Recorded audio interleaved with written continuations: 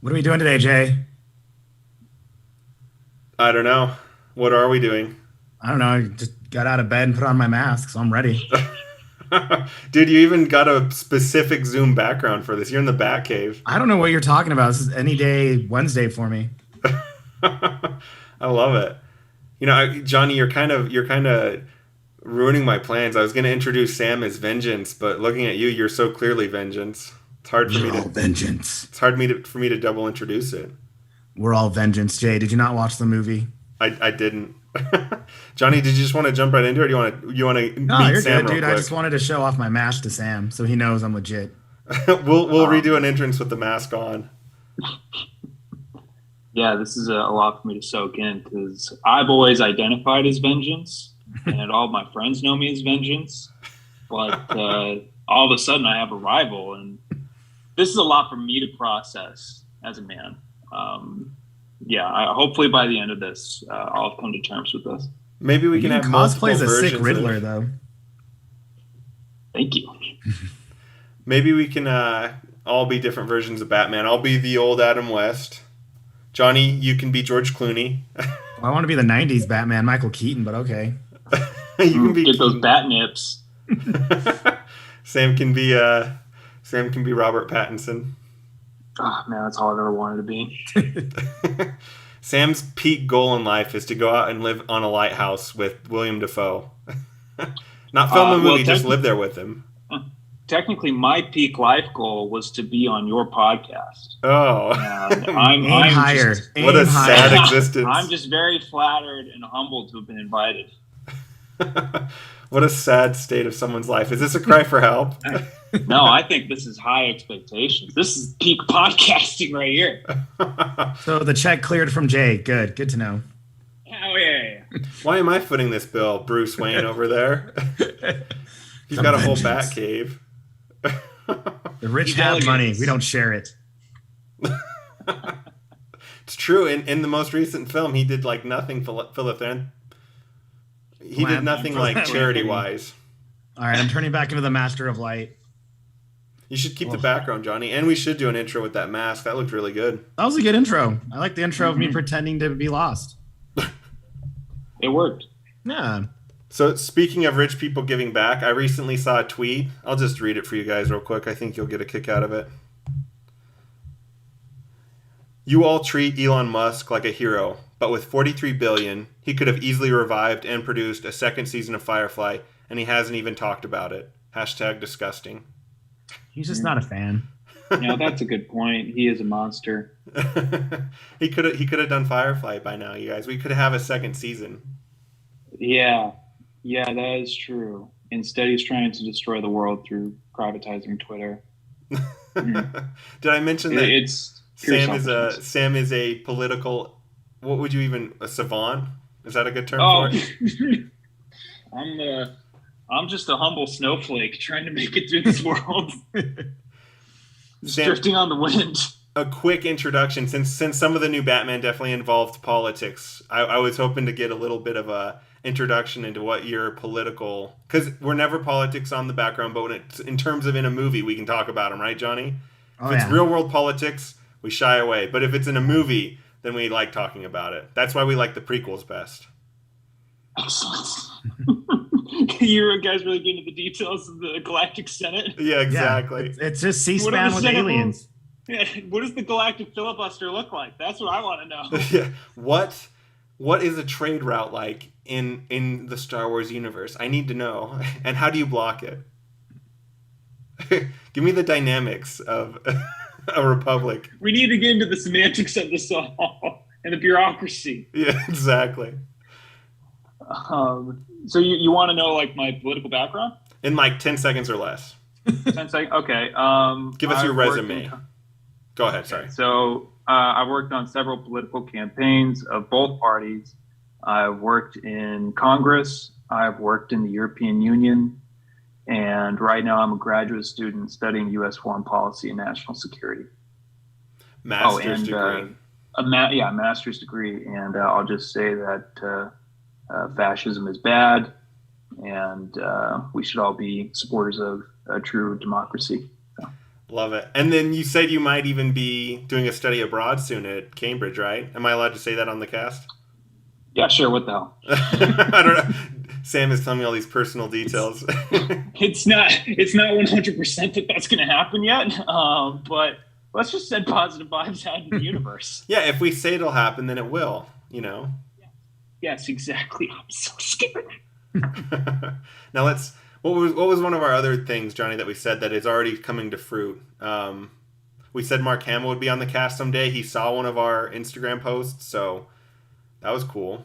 Or he liked a comment that we did on his Instagram profile. So, Now that's peak Twitter right there. Yeah, so halfway there. Exactly, we're halfway there. Johnny had one of the cast of was it Letterkenny? Letterkenny, yeah. Viewed his story. I tagged him in it, but still, he saw it. Yeah, You saw him. so we're halfway there too. Those are the things we put out into the universe. So just like those are starting to bear fruit, so too will your dream of being in England bear fruit soon. Yeah, we'll burn that bridge when we get to it. Johnny, I couldn't believe that you don't have eyeliner on right now, the eyeshadow. Well, as we'll come to talk about, I'm not emo Batman. I'm happy Bruce Wayne. What's the point then? It's true. Okay, so real quick, we should probably just jump into it. But Johnny, anything you want to say to Sam before we start? Anything? Oh, dude, thanks for hopping on, man. I've met you in passing several times, so I'm stoked you're on. Oh, I'm just really happy to be here. I've been waiting for the call to talk about this movie. I was like, please, someone listen to my opinions on this film. So thank you for giving me the opportunity. Don't worry, my cousins are ready to troll. They told me on Easter they're ready to troll. No matter what we're saying, good or bad, they're gonna troll. Bring it on. Much like how Michael Keaton's Batman has a light that shines right into his mansion, I had the same thing hooked up for Sam in his apartment. I turned on a light and it came up with a bat symbol. It was a thrilling experience. Yeah, shined right on him. 3 a.m. Yeah. Oh man, really blew my mind. Okay, I guess Johnny, you are the fault that this is coming out so late, but you're also the most recent person who's seen the film. I shouldn't throw you under the bus like that. I'm sorry, but you. No, I take my time on stuff. Yeah, I have a life, Jay. I'm not like you, sitting around just waiting for movies to drop. It's so true. Johnny's whole existence isn't just going to see movies on Tuesday night. Oh, I wish though. I wish. That's the dream. Better. So Johnny, why don't you start us off talking about Batman a little bit? Get us going. So Sam, what we like to do here is the good, the bad, and the nerdy. That just helps us break down the show, the movie, whatever we're doing. So I'll just start with the good, right? Sure. They intertwine, good, nerdy. So the really good part I liked is they did not do a freaking origin story for once.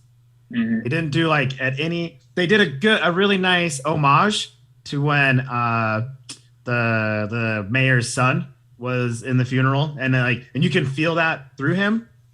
So powerful. Right. Yeah. I love that a lot. That was really, really good. And how it tied it in a little bit to be like, oh, he relates to this.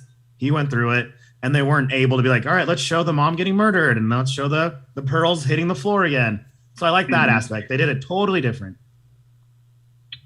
Yeah, I get that a lot. Cue flashback now. It's like, no, we're just going to cut that. We all know Bruce Wayne's story. So here we go. Yeah, totally agree with you there. Yeah, they didn't put the audience as being dumb. Like we don't know his life.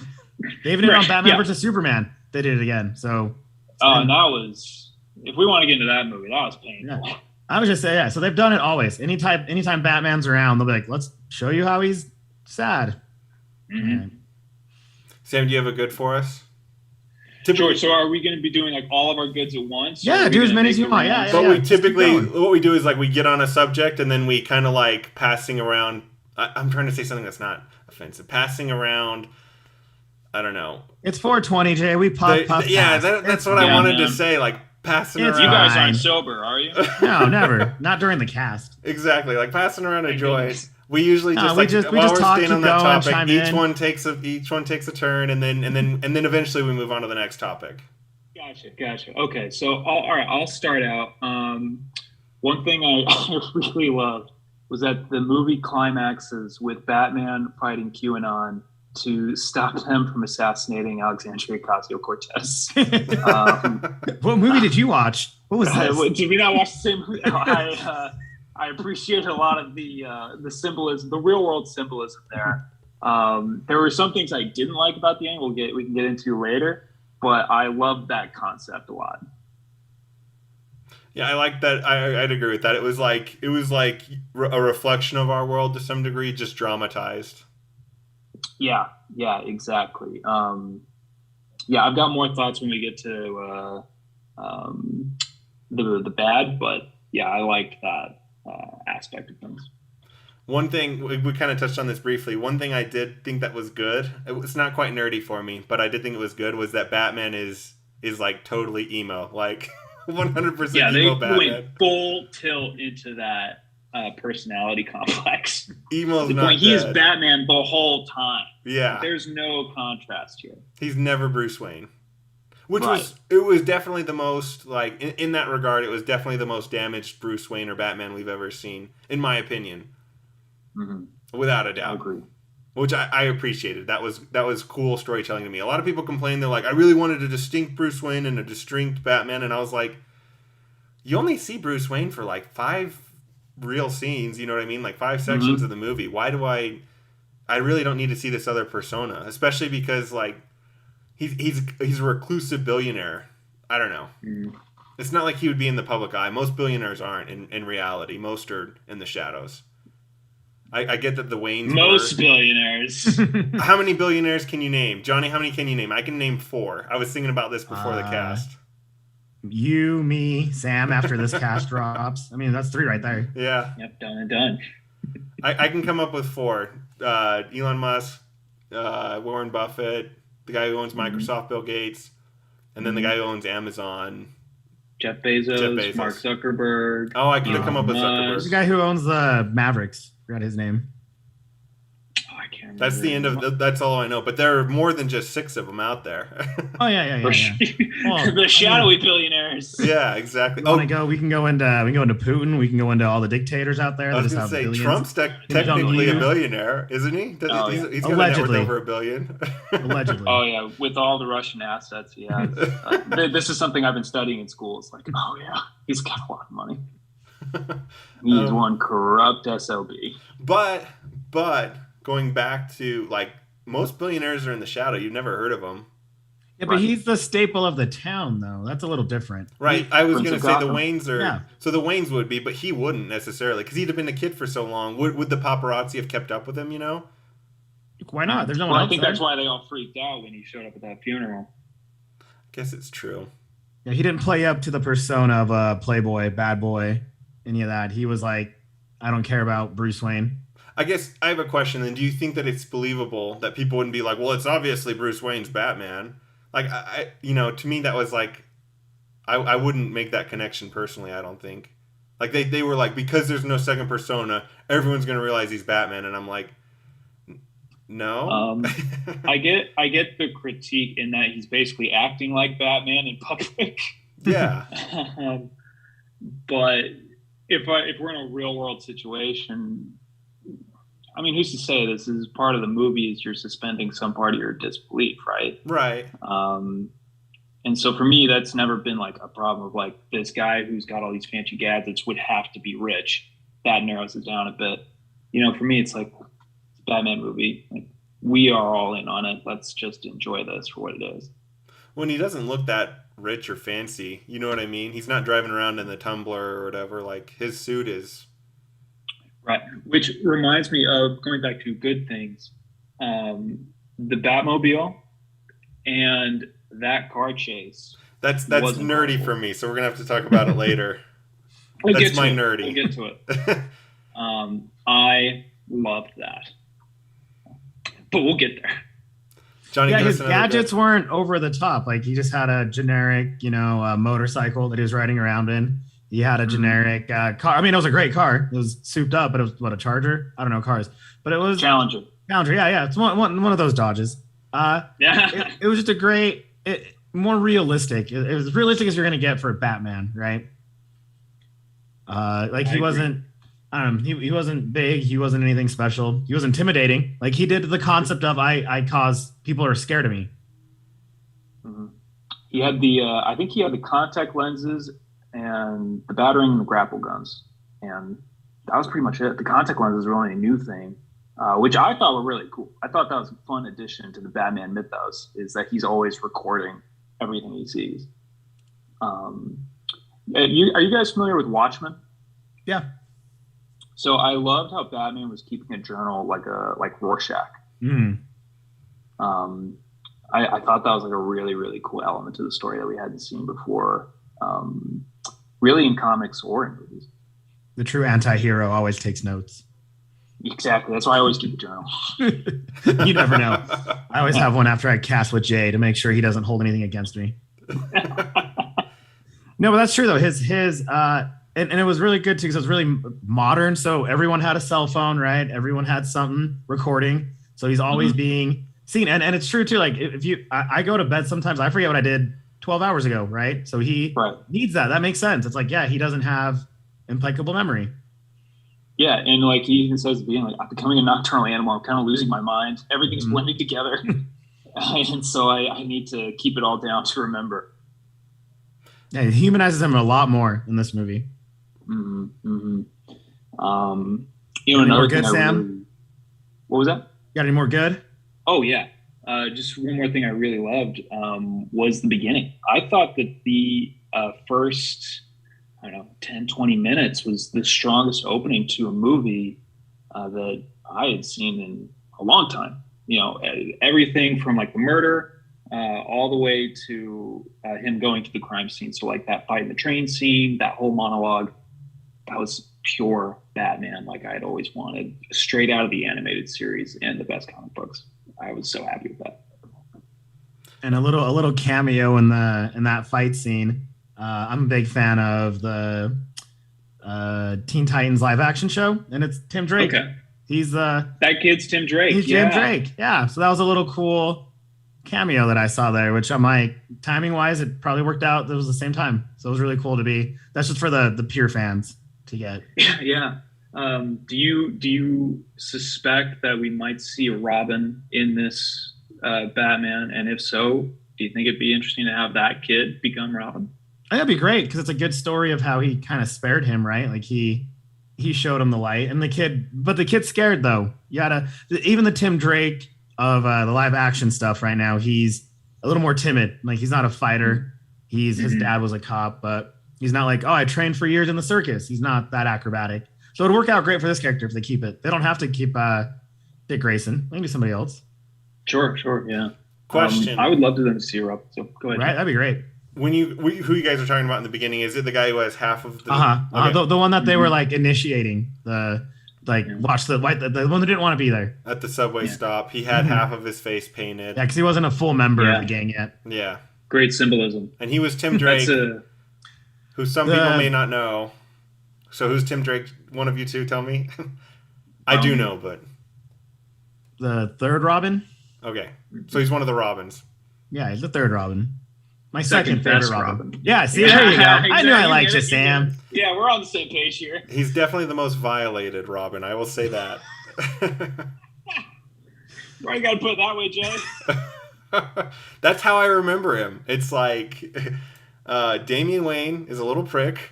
Yeah. The best one is Johnny Todd's Nightwing. a little brat too, man. I'll tell you what. Oh, Jason Todd. Is it Jason Todd or is it it's Tim Drake who gets like kidnapped by the Joker and wrecked? Todd. That's what turns him into Red Hood. Okay. Yeah.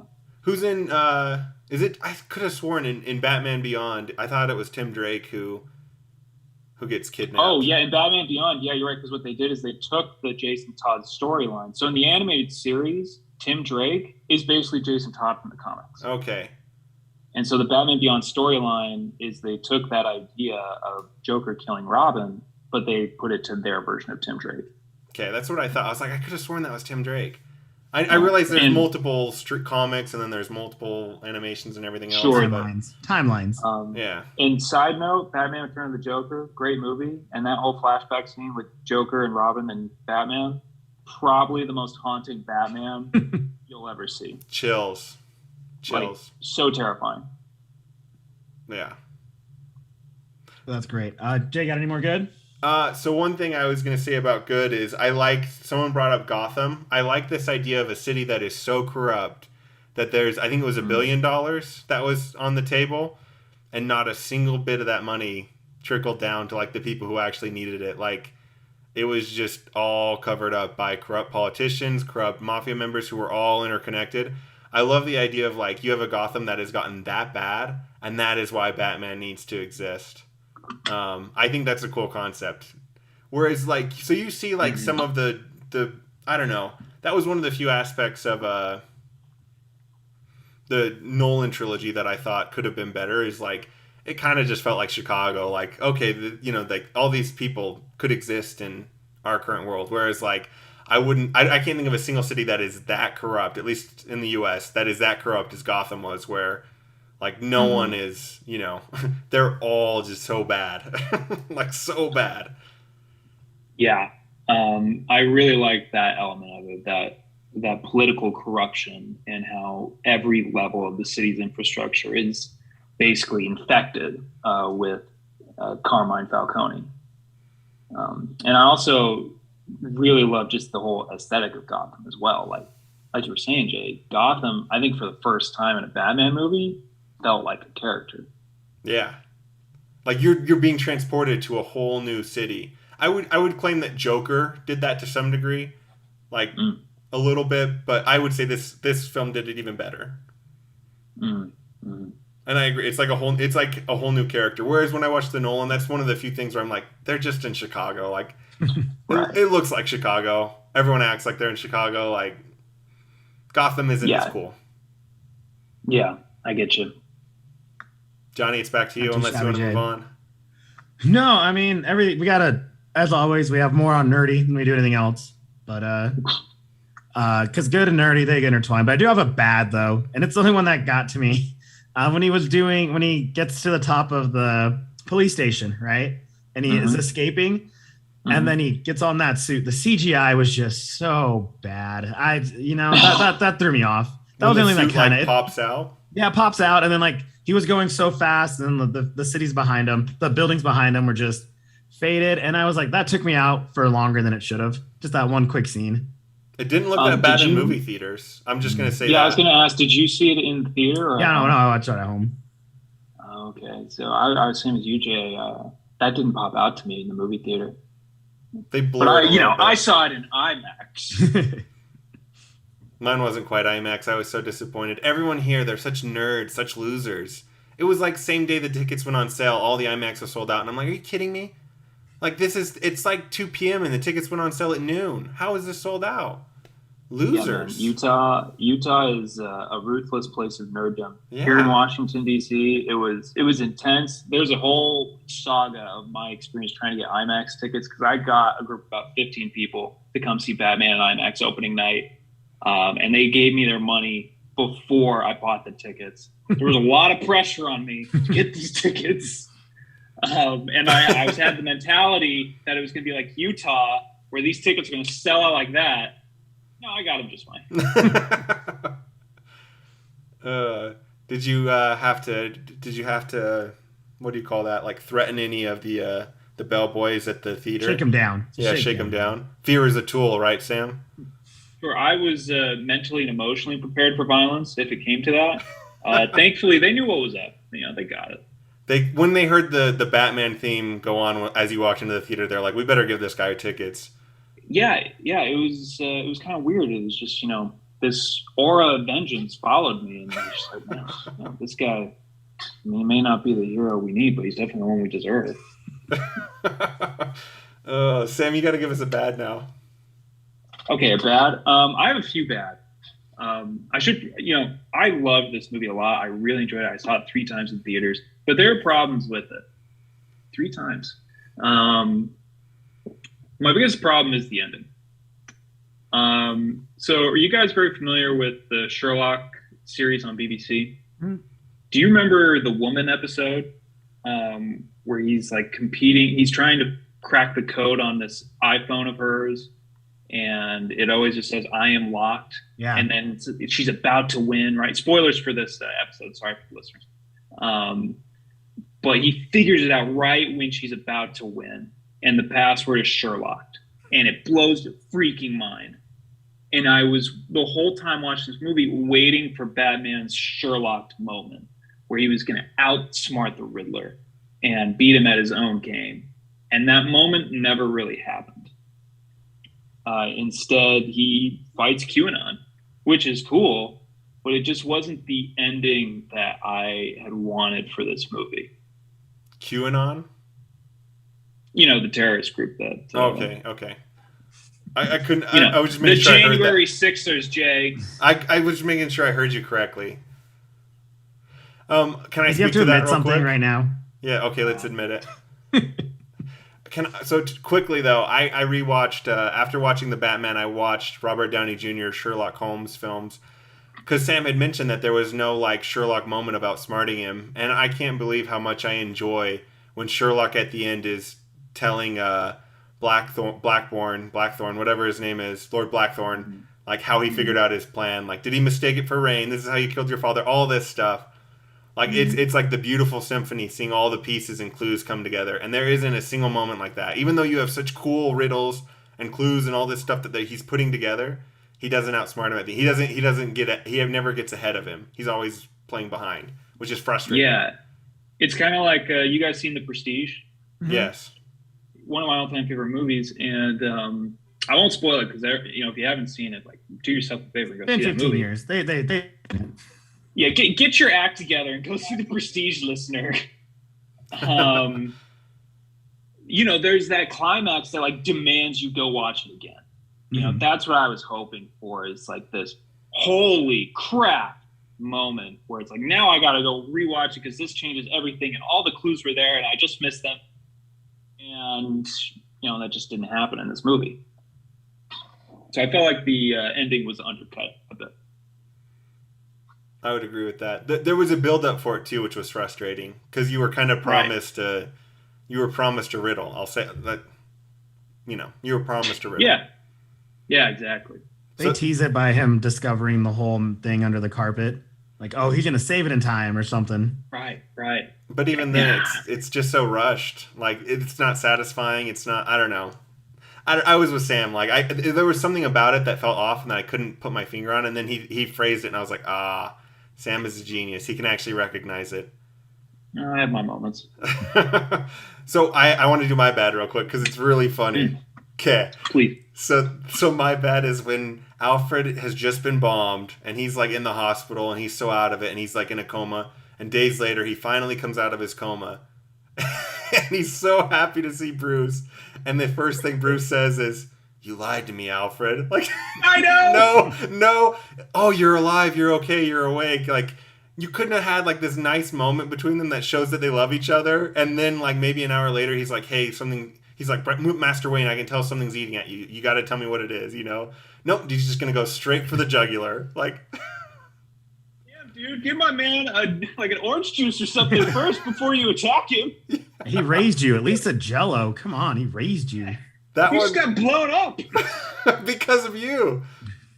because of you. It was so bad. So bad. That hurt to see. The scene did end on a nice note. I liked the acting in that scene, despite how it began. He was really honest. Alfred was honest. Like, I wasn't I wasn't to be your dad. Like apologizing. Like, I'm just a caretaker. Yeah.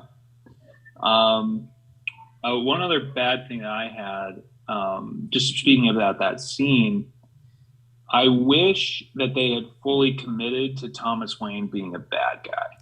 I was going to ask, that was controversial for some people. Did they, having him on the fence, some people didn't like it. I was going to ask what you guys thought of that. Yeah, either you guys play the Telltale Batman games? No. If you guys like a good video game and a good Batman story, check it out. And part of the plot there is that Falcone and Thomas Wayne were partners. They were corrupt. And so that added an interesting dynamic to Batman in that, now instead of like trying to preserve my family legacy, it's all about redeeming my family legacy, which I thought would have been an interesting twist in this movie. But instead they left it a little bit murky or leaning towards good. He did it for his wife. He didn't do it for corrupt reasons. Exactly. And he I mean, was they have shown Thomas Wayne angry before the Joker movie. How he was That's true. the douche, right? But it worked though because we don't care about Thomas Wayne until Flashpoint comes out. Wink, wink. We're not really going to care about Thomas Wayne. Yeah, if that movie ever gets made. Yeah, and that's the interesting part is Thomas, in every animated version, Thomas Wayne, where you get to see him, is like the guy. In the Justice League Unlimited series, he's, Batman or Bruce Wayne has a flashback of his dad actually winning the fight. And I don't know. Great episode. Yeah. Great episode. Or Johnny just mentioned Flashpoint where Thomas Wayne becomes Batman, but like he's genuinely a really good person who's just so broken. Like when the timeline's reset and he delivers his letter and everything else, like I don't know. It's a different version of Thomas. This is definitely a different version of Thomas Wayne. It would have been interesting if they'd had the cojones to like fully jump into Falcone. They had nothing to lose. I mean, they could have easily done it. Yeah. Yeah, and who knows? Maybe they will in sequels. They'll fully commit to it. Time will tell. But I would just really like that idea. I wish they had gone full tilt with it. Yeah, I was gonna bring that up. What was your guys' take on Thomas Wayne and Martha being kind of loco? That was interesting. She's not I loco. love her Her being mom's loco. Come on, Jay. What? Her mom was crazy, not her. I thought she was. Spent some time in an institution as well. Oh, I thought it was just the mom that. No, the mom killed herself, and then Martha Arkham spent time in an institution. Also, I love that Bruce Wayne's mom is an Arkham. That's like, yeah, right? That's really fun. That's cool. That's maybe in the nerdy segment, but I enjoy that. Yeah, that one threw me off. That made me question how much I really knew about Batman. Like, is that ever a thing? Am I doing this right? Yeah, it's like I've known Batman since I was a young child. Is that a thing? Same. I didn't even know Arkham was like a last name or like a big family in Gotham City. Yeah, that was sick. I thought that was so sick. Yeah, for sure. One other thing that I didn't like, the cowl. That cowl bugs Really? me. Yeah, this may be a hot take, but Was it the nose? So I have a picture of the cowl right here on my monitor, so I can examine it with you guys live. The jawline is perfect. Don't mess with the jawline. But those ears look weird, and the forehead looks way too big. And so what I suggest is widening out the ears, remove all the stitching, because the stitching looks like a child did it. No offense to the designers. You did a much better job than I could ever dream. But make it smooth all the way and widen out the ears. And maybe make the ears a little bit longer too. So the cheekbones were like a lot of air could go through those little cheekbones. It was really wide. Yes, that's true. Yeah, it just made it kind of weird. Like it was not symmetrical. Mm-hmm. Yes, absolutely. So, and some shots it looks great, and other shots like this looks so irritating to see. In the dark, it didn't look bad. I thought, like when he's coming out of the shadows at first, I thought it looked cool. Because you don't see the details. That first shot of him looks great. Yeah. So, but just like certain shots, like when he's doing some crime scene investigations, it's like really should have revisited that mask in production. I will say this. So no matter what your opinion is on Batfleck, his cowl is something you can't really complain about. I love the short horns and that his face is constantly in a grimace. Like he just looks like a demon out of hell to me. And maybe you guys don't like his cowl, but I think that Bat, just his face on Batfleck's version is really quite good. I could see that. For Batfleck, what bothered me about the cowl is that it's completely bulletproof. I thought that was dumb. And I hated his whole costume design. Like from the neck down, I thought it just looked really weird the whole time. So I do not have a lot of good things to say about the Snyderverse. He's not a believer, Johnny. I like the edit though that he made. Saved the Justice League in my eyes. But other than that, yeah, I mean, I watched all 4 hours of that baby, and there are things to like for sure. No. I was my one bad about this was the runtime. I'm sorry, it was a long movie. And for me to realize it was a long movie, it means that it took me out a little bit. But it was you could have cut like there's some scenes like everyone gets mad about they love the motorcycle scene that the Batcat did, which I'll go into a little bit. And I'm like, yeah, it was kind of long. Like it was cool, but you could have cut 2 minutes of that. You could have shaved off a minute here and there. That was the only thing. I know. I mean, what's 15 minutes, you know? But on that one, it dragged. If you've heard the expression "when if you know, you know," like there's a scene on that where they're riding their motorcycles, and a scene got released where the stuntman like loses it and totally gets the speed wobbles and fall. So it's like when watching the movie, you kind of have to think of that, like they're gonna cut it, and they cut it because he got the wobbles and fell. Yeah, I remember seeing that. Like, when did that clip get released? Like a year ago? It was old, I think. Yeah, I totally forgot that existed until you just told me about it. I just saw a funny comment on it where they're like, I'm watching this scene and all I can think about is the fall, the stuntman falling. What? Do you have any more bad? I've got one more bad. Okay. And it mostly we talked a little bit about politics. This one to me just felt like it was kind of a silly line where Selena Kyle comments on Bruce Wayne's white privilege and how he shouldn't feel bad about his parents dying because of it, not because he's rich and he's white. And I was like, well, like that just makes Selena seem kind of dumb because like Bruce would trade all his money to have his parents. And the thing is wealth doesn't shield you from family crisis. You know what I mean in terms of mental health. So it was just kind of an odd line to kind of shoehorn in. Like I know what they were. I realized what they were trying to go for. Like, it's going to be worse for a poor person. And, you know, she experiences all this stuff and has no net to fall into. Whereas Bruce Wayne obviously did. But it's still, like, really, like, he lost his parents. Like, he's going to be messed up. I don't know. It was just kind of a silly line to me.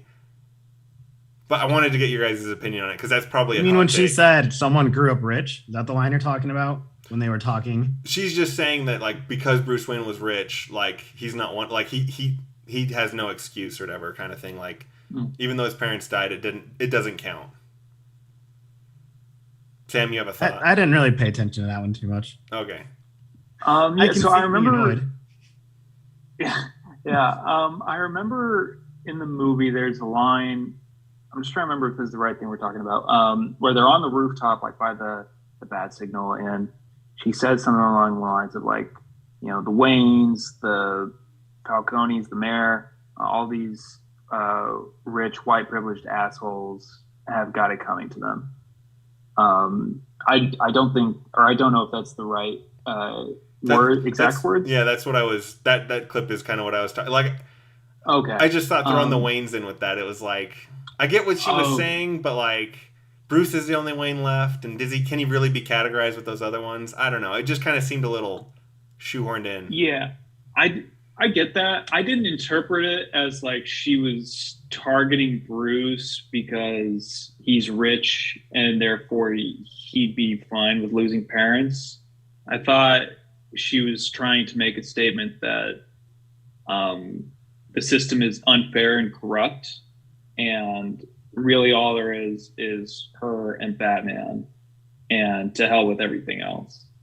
That's probably more accurate to what it was. I just was thinking maybe it was because later on the Riddler's talking about, you know, Bruce Wayne's the only one left and the sins of the father. Which was a great scene, by the way. Yeah, it was.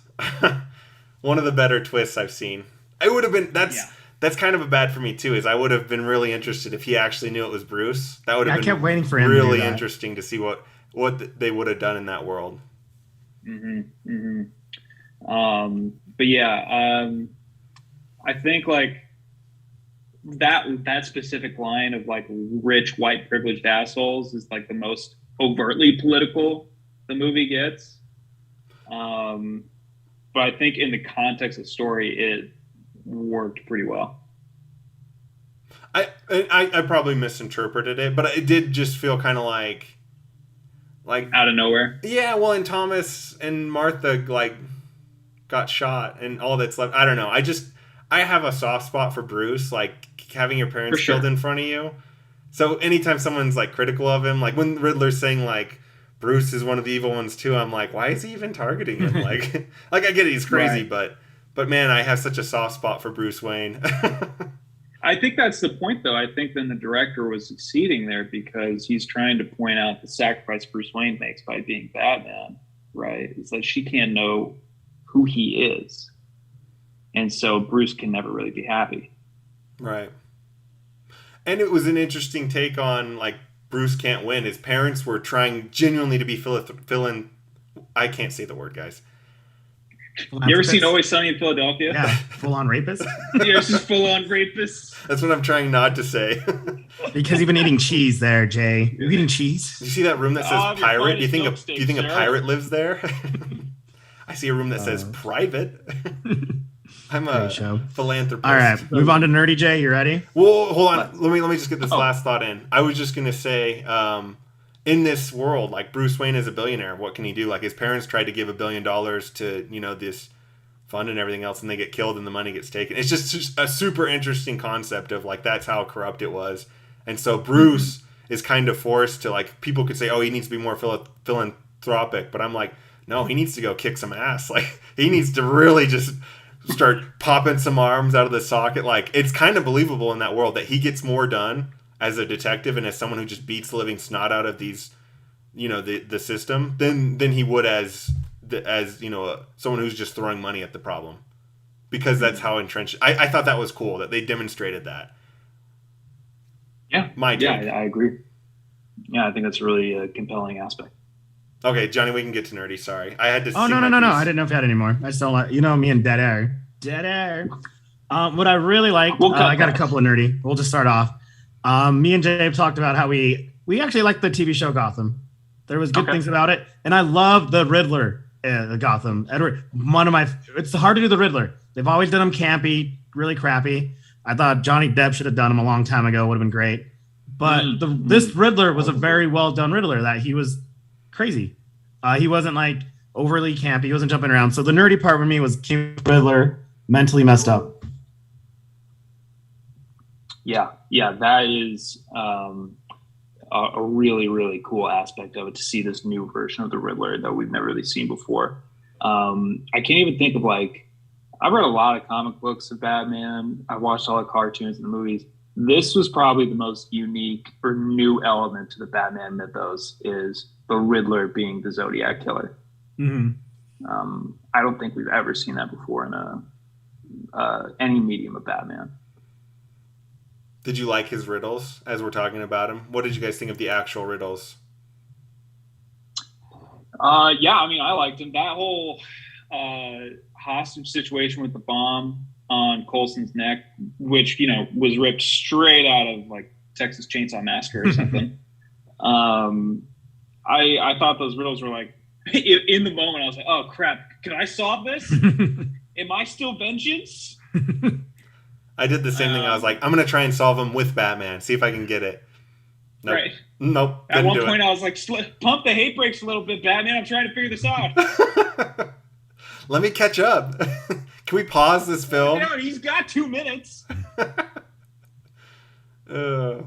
He's got 2 minutes. Yeah, come on.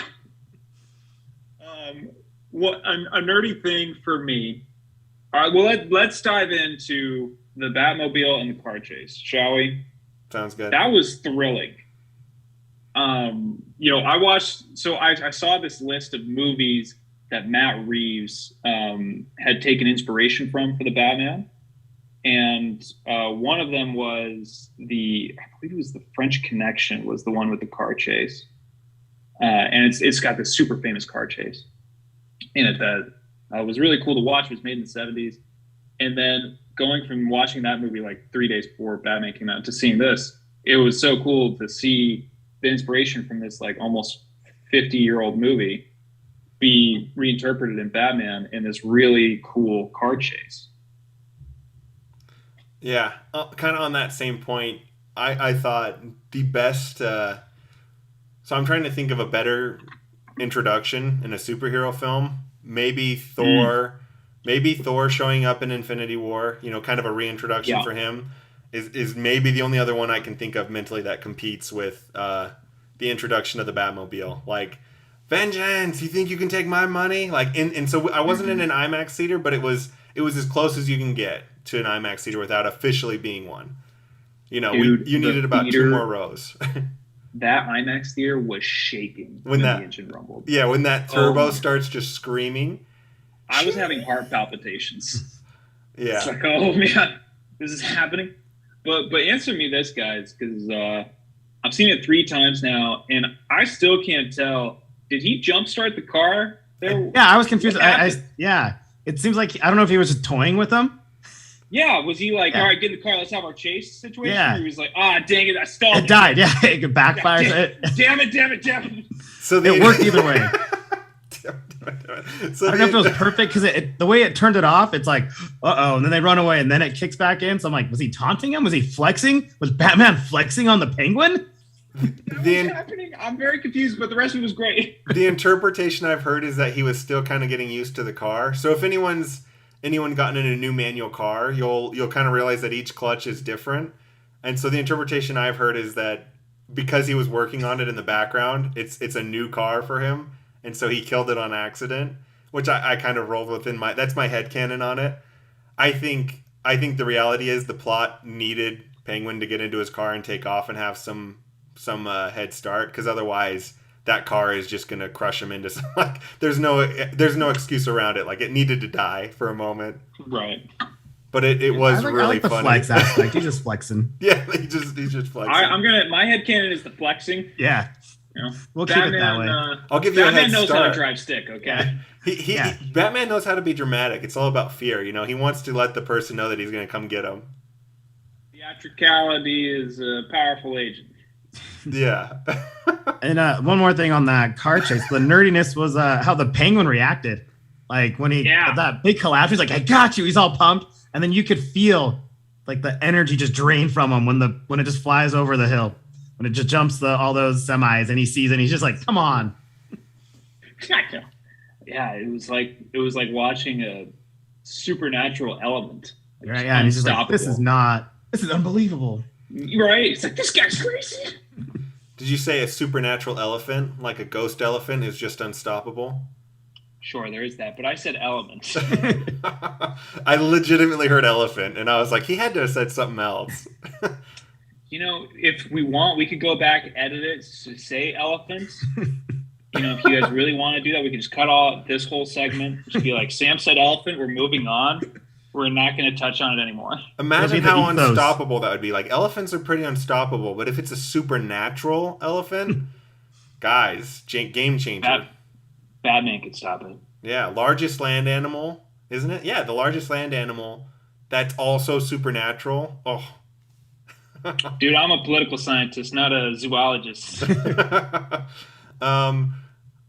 So kind of on that same thing, I liked about the Batmobile was that it was rainy, which you normally don't see. Normally, like, car chases aren't shot at night, and normally they're definitely not shot in the rain because the liability is too great. So it's cool that they did that. Yeah, the cinematography on how they attached cameras to certain parts of the car. Oh, yeah. It was just really creative and really, really cool to see. Yeah. I can't get over the sound design, though. Like, having a big, fat, just jet turbine in the back, turbine in the back that's just blowing energy through it, like blowing out that giant flame, and the screaming turbo. And then the car that Penguin's driving is not a slow car. He's driving a Maserati, you know, which according to the Eagles guitarist goes 185. So well, that's why you need a jet turbine to catch up to the Penguin, man. You know? If you're in a chase with a Maserati, you need nothing less than the Batmobile. Here's the question. So now that you've seen all these films, which version of the Batmobile is your favorite? Johnny, you have to answer too. I mean, I'm still, just because it's childhood for me, the 90s Batman. I mean, that was like my first figurine. I like that one. JJ, undo all you want, man. That thing turned into a hard shell. Shell. You know which Batmobile I want. Yeah, I have that Batmobile too, but it's still not. Are you saying the 90s one, like the Michael Keaton one? Yeah, the Keaton one. That is a fun one. Where he killed someone. It was purposely. It's just such a long car too. Yeah, it's a ridiculous car. It's awesome. Jay, so is the question only theatrical releases? You can do other releases if you want, like animated or whatever. I will say Yeah, I no mean- Batman Beyond because he drives a jet, so no. Right, it's just a hover car. Yeah. Yeah, I would say that original Batman the Animated Series car, that long Batmobile that's got the Art Deco design to it, with like the cockpit that like opens horizontally. I love that design, and a huge part of it's nostalgia for sure. But I've always loved that car. But this Dodge Challenger with a jet turbine in it is absolutely a close second. I think I like this more than the Tumbler. It's more realistic. I really like this one too. So this might just be, I don't know. There's something about Adam West's Batmobile. I absolutely Convertible love top, it. the open top. Oh my gosh! So do you remember that? There's a scene where Kevin Conroy and the voice of Batman Beyond, who I know Johnny met at FanX. Will Freddy. Yeah, Will Friedle. Yeah. Yeah. So they came together and reshot like a part of Batman Beyond as a promo where they like had intercepted a transmission from this version of Batman and they're watching it together. And like they're critiquing everything, but then they show the best thing. I've It's ever seen. so funny. But then they show the Batmobile, and Will Friedle goes, "Wow, that ride is actually pretty shway." Like he gives it mad props. Everything else he hates, but he loves the Batmobile. Yeah, it was for their DC Fest, whatever they were doing. They dropped it, and it was one of the best like things I saw in that hole like 2 years ago. Oh, I sent it to Jay immediately. I laughed so hard. It is absolutely on my bucket list to go to Comic-Con San Diego. That's where I live. But yeah, this was the DC runs its thing usually like in October. Fan Fest, can't remember what it is, but San Diego Comic Con's next level. Me and Jay will get a panel there eventually, right, Jay? That's what we right. want to manifest. Yeah. Yeah, I'm pulling for you. That'll be awesome. That's our true manifest. Jay, so one more the more nerdy thing here. I love the red and the black that you see everywhere. I mean, our original bracelet is red and black, right? Doesn't really show, but close to us, we love that red and black. So that the cinematography, the lighting, I don't nerd out about that. That's usually Jay that nerds out about the set and how everything's shot. But this time I was like one of my favorites altogether. Any Batman series. Yeah, the color scheme was just almost hypnotic, like just really, really beautiful to look at and really fit the aesthetic of the Gotham that was being portrayed on screen. And so, yeah, it really, really came together in a perfect way that I think was awesome when contrasting it, particularly with the Marvel movies, which I think struggled to have its own kind of aesthetic feel. When I'm watching a Marvel movie, I feel like a lot of time I know that this was filmed somewhere in Atlanta, where this is like, because like you're saying, the color scheme, the cinematography, everything, like this felt like a true original American city that's never existed before. I got another nerdy thing. Let's hear it. So I'm a big fan of Easter eggs. And I am very curious about one Easter egg where they dropped Hush. You guys know Hush? No. JD know Hush? Hush is one of my... guys, do yourselves a favor. Go buy the Hush graphic novel. It's Batman Hush. The art design is really pretty, and it's written by Jeff Loeb, who did the Daredevil series on Netflix. And Hush is, I don't want to spoil too much of it, but he's got some serial killer vibes. There's one comic book that's not the one I told you about, but another storyline where he kidnaps Catwoman and performs open heart surgery on her, removes her heart, leaves her on life support, and hides the heart somewhere in the city for Batman to find. And he's got 24 hours while she's on life support for him to find it. And so there's an Easter egg of Hush in the Batman, where, remember when they're doing the exposition where the Riddler is pointing out or is revealing Thomas Wayne's corruption about the journalist? So that journalist's name is the same name as Hush's father. And then right then it cuts and it says Hush right on the screen. And so it's like, holy crap. Is Matt Reeves doing Hush in the sequel? Is this what we're doing? If he's not demented, I'm in for it. Yeah. That'd be pretty sick. One that kind of brings up another point. I heard someone say it would have been cool if the Riddler had been, That's what I thought he's gonna be. if he had been the journalist's son, and that's how he knew all this stuff. That was kind of a bad for me. Was like how, like I get he was an accountant or whatever, but how did he know so much? And if he'd have been the son of a journalist, the journalist, who was involved in it and all, that would have been a really good explanation as to why he knew all Absolutely. this stuff. Jay, I totally agree with you. That is definitely bad for me. Is I think that the Riddler's motivations was really kind of thin and unclear. And if that journalist had been his father, that would have made a lot more sense. At the same time, if they are doing the Hush storyline, that could be cool. But it definitely would have served this movie better had that journalist been the Riddler's father. I mean, they queued it up perfectly for it. Exactly. Yeah. But what are you going to do? The end. The only other there's a ton. The Easter egg I really liked, and it's only because me and Jay are Wonder Bat fans. We like Batman and Wonder Woman, but Batman and Catwoman is there too. But I like how they referenced he's had her 3 times Batman and Catwoman together, but they finally called it the Bat and the Cat, which is really cool. Yes. I have that little tiny picture of them. It's like holster I got at San Diego Comic-Con a couple years ago, and it's like the Bat and the Cat, but that was from the 60s version that Jay has on. But I was really cool. I like the homage they did on that. Yeah, someone said they didn't have a whole lot of chemistry on screen, or a reviewer did, and I'm like, you're crazy. Like, I thought I disagree there. they were oozing chemistry for each other. The minute he shows up, he starts twirling her around, and she like instantly has her legs wrapped around him, and I'm like, chemistry? I don't know if I know what that word means. Chemistry immediate. We've cracked the formula to chemistry, everybody. Just start twirling each other. Start twirling. We need 2 really hot people to start twirling around, and it's going to end with her legs wrapped around him. Regardless of context or setting, that's how you create chemistry on screen. And we're going to make millions. So I said that just to be facetious, but in all honesty, like their dynamic of how she almost acts like a cat around him, like, she's prodding and pushing on his, trying to figure out who he is and stuff. And he's just so stoic and emotional, and, she's trying to get over those high walls. There was a lot of chemistry on that for me. Like, I thought that was a really cool, like, that is how a lot of relationships actually are. So I thought that they really actually had a lot of chemistry together, and they fit each other really well. Yeah, I agree. I feel like, to me, it's kind of a rarity to see a Batman romance done well. I think, like you guys were saying, the Batman Wonder Woman from those Justice League cartoons, oh man, that's all I ever wanted was to see those 2 happy together. Right.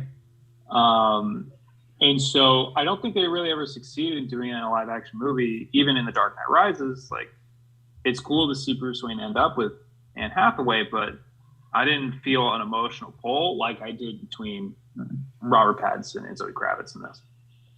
Yeah, the way he toyed with her too, I think it was right before she's gonna enter the ice room, the iceberg room, and he leans in, and she's like, "Yeah, do you even care about me?" He just leans in, open your eye, and he just puts in her contact like that. He knew what he was doing. Oh yeah, I love that. It's like, yep, you look good. Well, and then he does my favorite. He hulks out, man. Someone touches her, and what does he do? Shoots his leg and unhinges like the true Batman that he is. Just goes unhinged. Yeah, man, that I love when she's going to try to kill Falcone, and that whole shot of him coming through the darkness in the hallway. The only light is from the bullet muzzles. So cool. I wish That's what I was skeptical about this movie the whole time, but when that trailer dropped and I saw that thing, Jay's like, "Yeah, you're gonna love it." I'm like, okay. But I wish it hadn't been in the trailer, because I would have enjoyed it. The trailer more. did spoil a lot. Yeah. Yeah, that's kind of the ironic thing. Is I feel like I watched those trailers hundreds of times, but ironically, I feel like the best parts of the movies, like that Batmobile climactic Batmobile moment. I wish that hadn't been in the trailer. Same. I think me and Jay only liked one trailer. Wasn't the Spider-Man one? Only one that we ever really liked. 99% of the time, we try not to watch trailers, but they just released the Doctor Strange one. I'm like, I don't even bother to look at it. Yeah, same. I didn't watch that one. I did watch that Thor trailer though. That was fun. And it doesn't spoil anything. I don't know exactly. I know that Thor is trying to find his place, and that's about it, which is all I want to know. I don't want to know more than that.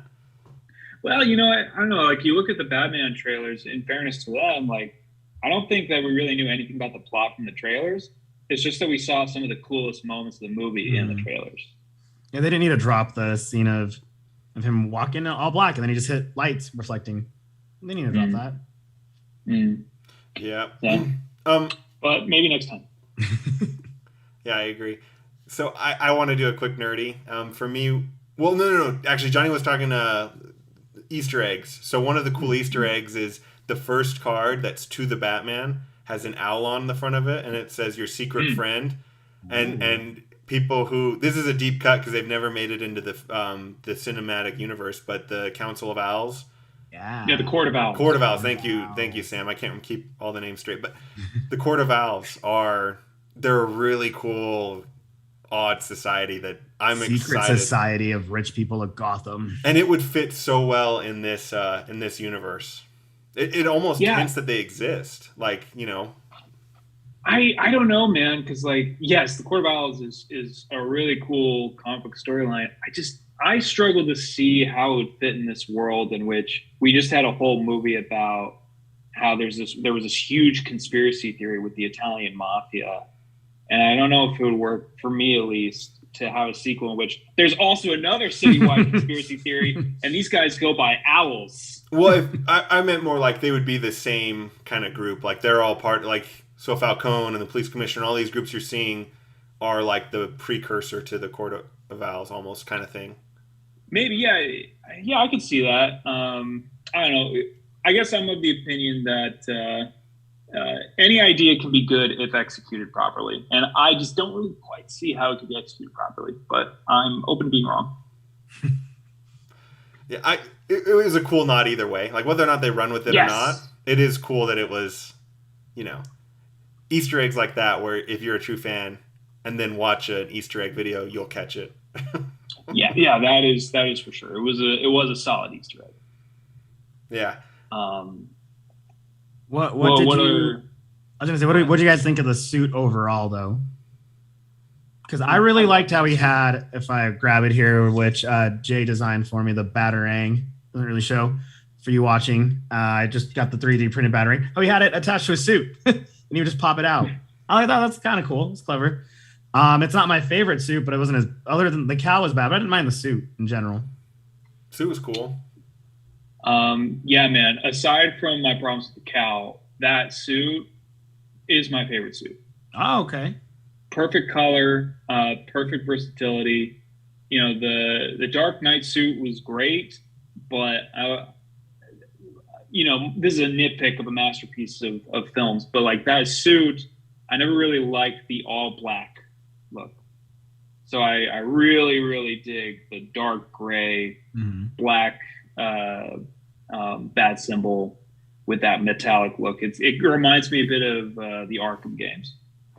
Yeah, which is the Arkham suit. Like that's my favorite suit. It's actually a suit, like the armor suit that he has on. That one's cool, and there's no cape, so it's more functional. But for the cinematic purposes, it was really good. The cowl nose took me off because I could see it almost like peeling off. But the suit itself, I really did like. I never thought of having his little, the emblem be something useful. Yeah, that was cool to see.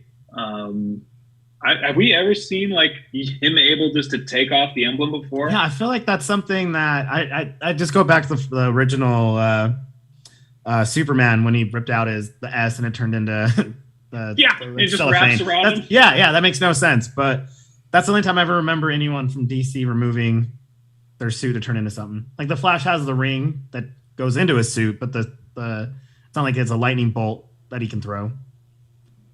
So just convenient. I didn't like his boots. Other than his boots, I loved it. I loved the dark cape. I like how like the armor is thick in certain parts and thinner in others, because it looks like a suit that could take a bullet to the chest like it does, but then also that like you could genuinely fight extremely well in. Like it looks like you serve both. His boots kind of just look like he picked him up at an army surplus store, and I was like, you could have probably done something a little bit cooler there. Like, I'm pretty sure they just picked him up at army surplus. The costume designer was like, I don't have time to do the boots. Yeah, I see what you mean, Jay. It's similar to the cowl. I think the point is to make it be like there's a younger Batman who's trying to figure things out, and he's patching things up with the suit, like one piece at a time. And so I'm really hoping in the sequel, they'll listen to this podcast. Always. They'll take our feedback and they'll be all right. We're going to fix this, the cowl. We're going to fix the boots, and we'll have a perfect masterpiece of a bat suit. Yeah, keep the color scheme. That's perfect. Absolutely. Yeah. So this is something I really wanted to talk about. So one thing I heard a critique on this film was that at the end, Batman is too much like Superman. Like, he wants to inspire hope in people. And I thought, and someone was critical of that, and I thought that was the dumbest take I'd ever heard. Because if you're familiar with Batman comics, like, he strikes crazy fear into villains, but he's more than that. Like going back to the Justice League Unlimited series, Ace is Yes. a young girl who's about to die, and Batman goes in and spends her dying moments with her. And like, Batman is one of the most compassionate superheroes. He's just not over the top and symbolic about it like Superman is. But at the same time, like, he can be a good person, and he is that good person. You know what I mean? And that was kind of his curve. His arc was, in the beginning, he struck fear in everyone, and he just wanted to hurt people, and that was it. But he had no interest in actively, like, help. Not at no point do you see him actively help anyone. He just stops crime. He doesn't do anything nice. You know, and nice isn't even a good word for it, but he doesn't do anything outside of hurting people. I'll say that. Yeah, when you brought that up, I immediately thought of that episode in Justice League of Batman and Ace. That was like, I can't imagine any other live action Batman doing that than Robert Pattinson's Batman. And so, yeah, like, I can understand that critique of like, this Batman's not meant to be this hopeful character. Clearly, they misunderstand the character. But we've just never seen this kind of Batman before in a live action, where he is like becoming a symbol of hope for a city that has no hope. And he's still, the thing that bugged me is he's still gonna beat the crap out of criminals constantly. You know he is. Like, he's still got his demons. Sure. That wasn't the lesson. It wasn't that he's just suddenly gonna. It's like the Valkyrie in Thor Ragnarok, when she's like, I'm not gonna stop drinking. Like, he's not gonna stop ripping arms out of their sockets. But now he's also going to help people. He's not gonna. Sure. Yeah, you're not going to be there's that Asian gentleman in the beginning who is about to get beat the crap out of, and when those anti-vaxxers were going to beat him up over COVID conspiracies, right? Yeah, there you go. He's about to get it though, like, and he's terrified of Batman at the end of it. Like, he's just as scared of Batman as he is of the gangsters, if not more so. Yeah, that was a really, really cool progression, right? Where he still strikes fear into criminals, but by the end of it, like, the city looks to him for inspiration. We got that a little bit in The Dark Knight Rises, when we get like that statue in City Hall and everything, which was really cool. But here, I feel like in The Batman, we saw the entire character arc of the Nolan trilogy done in one movie. Yeah, I'd agree with that. And I would still say, like, Dark Knight probably ranks above this movie for me, and maybe Batman Begins does too. But I would say I like this movie more than I like The Dark Knight Rises. It would be my number 3 Batman film right now, I think. When it comes to theatrical releases, because I've thought about this a lot, so I'm glad I have a chance to share this wisdom publicly. When it comes to theatrical release Batmans, my number 1 is The Mask of the Phantasm. Have either of you guys seen that? Yeah, that's a good one. Phenomenal. Yeah, just one of my all-time favorite Batman stories. Then number 2 is The Dark Knight, and then this is number 3. That's a good one. Yeah, I forget. You can put in the DC Warner Brothers dropped a lot of the movies, animated movies out there. Mask of the Phantasm came out in the movie theater. It counts if we're doing just. No. Anything that, especially nowadays, where things go just straight to streaming sites, right? Right. Yeah. I think it counts. No, I'm all for it. And I like that a lot, because like the Killing Joker is a demented like Batman. Like there's a lot to that one. Even made me think a little bit too much. Like, Batman, calm down with him and with Batgirl. But Yeah, that was a weird. Yeah, there's some weird stuff. Our friend Melissa, who worships Batgirl, was all for it. So I'm like, all right, if you're all for it, well, there's an audience for it then, because me and Jay were like, I'm with you guys. Like, where's that Wonder is Woman? A weird thing to add. yeah, like where's Wonder Woman? Where's Catwoman? Where's the woman, not the girl? Right. I don't like this. This is wrong. Shouldn't Nightwing be stopping this? Yeah, where's Dick Grayson? Is he with Starfire? What's going on? Oh, that's true. Starfire exists. Where's Tim Drake? Where's someone make it make sense? In my head, this was weird. But yeah, I think I was the most hesitant on this because I only knew the actor as a sparkling vampire. But I'll put it as 4 just because I'm older, so I always keep the original Batman, the Michael Keaton one, as my 3rd favorite. Johnny, it's not cool it's not 2010 anymore. It's not cool to hate on Twilight. Jay, I know you have your back tattoo, Edward Forever, but that was don't need to announce that. I used to have this job where I worked with kids, and these kids love the Twilight movies, and it was the only way to keep them like calm down. They were like teenagers, like around 13 to 18 years old, and the only way to keep them calm was either to watch Fast and Furious or the Twilight movies. And I hate those movies so much. I was going to say that explains the generation that we have now. Then right. I've watched it so many times. I just refuse. That wedding Twilight movie was awful. Sam, all I could think during that story was Sam knows a ton of 13-year-old girls who could beat Johnny up. You know a ton of 13-year-old girls, Michael? That's on The Office. We went this long without an Office quote, Jay. Way to save the cast. Yeah, well, there has to be one in there. Yeah, every episode. It's I know a ton of 13-year-old girls who could beat you up, Dwight. And Jim just stares at him. You know a ton of 13-year-old girls. Ironically, he would because of Scott's Tots. I put that connection together. I'm like, he would. He would, yeah, that's right. Oh man, talk about the cringiest episode of TV history. That really is cringy. I can rewatch a lot of Office. That one I don't really. I can't endure it. It just hurts my soul. You know, it's funny, Sam. You mentioned I think the Justice League Batman would be the closest version to this Robert Pattinson in my mind. Batman. Mm-hmm. Like if I had to pick Unlimited or just the regular one. They're the same. I know. I was waiting to see.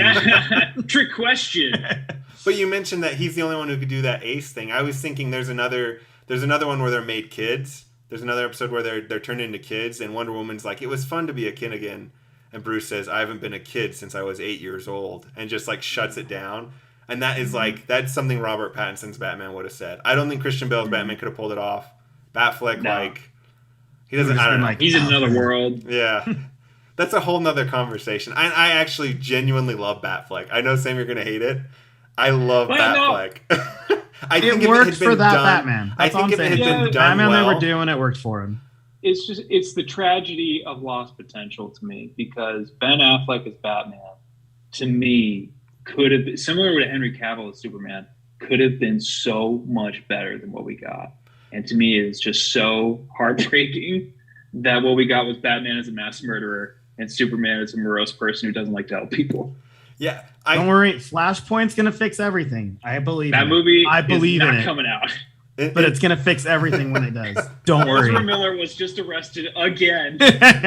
He was. That movie's that's right. not coming out. Good, because he's not the freaking Flash we need. We don't need a fanboy. We can go off on that forever. Should we go on another tangent? Honestly, welcome to me and Jay. Me and Jay, we started this podcast. I mean, he went off without DNC for 3 hours 5 years ago, and we're like, wait a minute. We what share were a you passion. for again? In terms of comic book Batmans, not like in terms of just aesthetically, Ben Affleck was the most like Bruce Wayne looking character. In terms of he had the jawline, he had the size, like dude is jacked. Yeah. He had and he's a phenomenal actor. Like the story is stupid in Batman vs Superman. I get it, but like his portrayal wasn't. You know, he's acting his heart out. You could tell that he genuinely was trying his best. And Snyder, he's a fan. Same with Cavill, man. Yeah, Snyder too. Snyder had some of the coolest shots of any, like some of my favorite shots of any DC filmer in all of his Snyder stuff. Like when Batman's running into the buildings when everyone else is running away, when Bruce Wayne is like, that is just. Some of the shots are the most beautiful and phenomenal shots, but overall, it's lacking for sure. Highly. The thing I always say about Zack Snyder is that he can't tell a story worth a damn, but he's the best cinematographer in Hollywood. That is true. Yeah. He has an eye for action. Mm-hmm. But Flashpoint will fix it. I'm going back to Batman Beyond. They're making the live action, right, Jay? With Keaton as old Batman. That's what we're manifesting out there. There's a lot of manifestations going on out here. That's all we can do. That's all we can do. This podcast is really just a podcast of dreams and wishes. Tim Drake needs to come about. Batman Beyond. And then my Nightwing will be a better. Will be in the movies because he's really good in the TV show. Yes. Let's go. All happening. DC is owned by Discovery. The limits, the possibilities are limitless. It's limitless. Elon Musk has $43 billion. If he just puts $1 billion to making the right Batman movie, Jay, we will all be happy. With too much $1 billion, he could make 5 movies, Johnny. So let me ask you this thing, guys. Sorry if I'm stepping on your toes here. What do you hope to see in the sequels? So I wasn't thrilled with Joker, the deleted scene they released, just because he is so hard to look at. It was like, this is what Daredevil, this is what Deadpool should have looked like. Like, mother effer, you are hard to look at. He looks like my nightmares. Yeah, that's all I could think. Mother effer, you are hard to look at. You look like an avocado.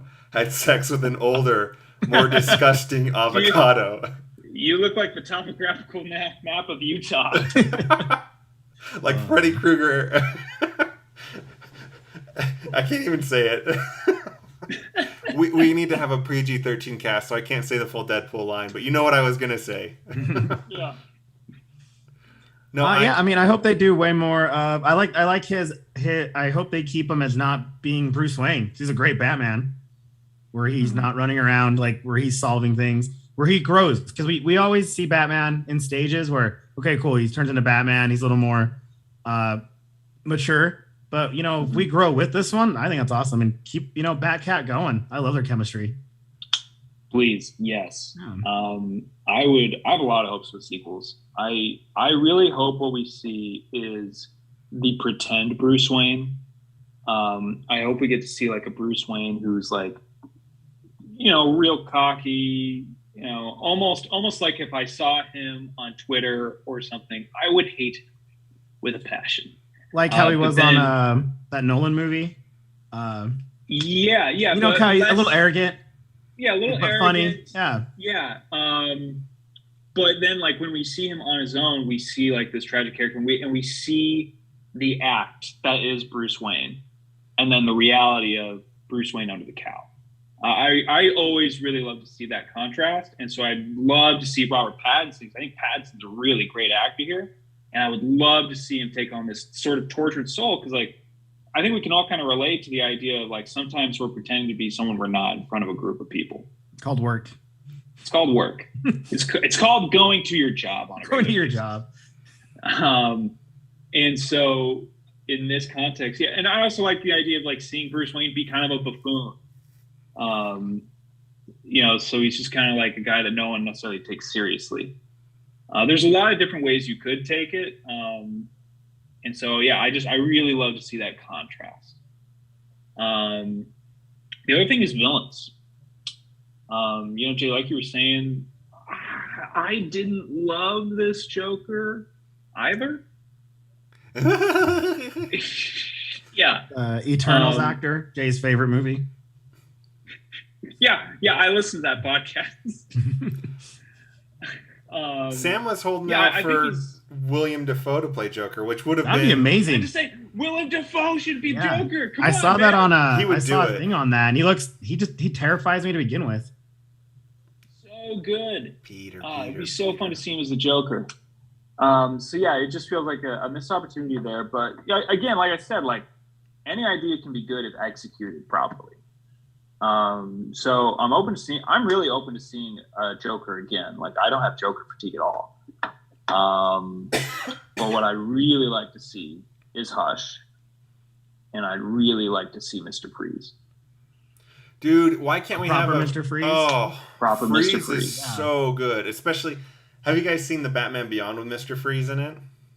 Do you take me for a child, Jay? Of course I've seen it. Like that, I'm a huge Freeze fan, and I think Arnold kind of put the gravestone Killed the on. character for 30 years. Yeah, like we haven't seen a good Freeze anything because of it, which is too bad because out of all of Batman's villains, I think Mr. Freeze is far and out the most relatable. Yes, completely. And so, like, if you got someone like Patrick Stewart or Bryan Cranston to play Mr. Freeze, I think you could have something really special. Yeah. I hadn't thought of Patrick Stewart running around still. That'd be great. Yeah. Oh, yeah. P. Stewie, he's going to be in Doctor Strange. Oh, there you go. And then, if we wanted to get really into the deep cuts of it, I saw an interview with Robert Pattinson saying like his favorite Batman incarnation was Mask of the Phantasm. And so if they decided to do the Phantasm storyline in this, that could be really, really cool too. Yeah, it would be. Live action version, that'd be way great. Live action version of the Phantasm would be pretty spectacular. It's dark enough to do. Like they got the theme right. They know how to make it creepy. Exactly. The best way to put it. Just creepy. Yeah, just make it creepy. I want nothing but creep all over this for 3 hours. I want to not be secure after a while. I don't want to walk to my car at night after watching this in my room because I'm not going to go to the theater. 3 more movies of this. We're going to do a quadrilogy, and it's nothing but creep.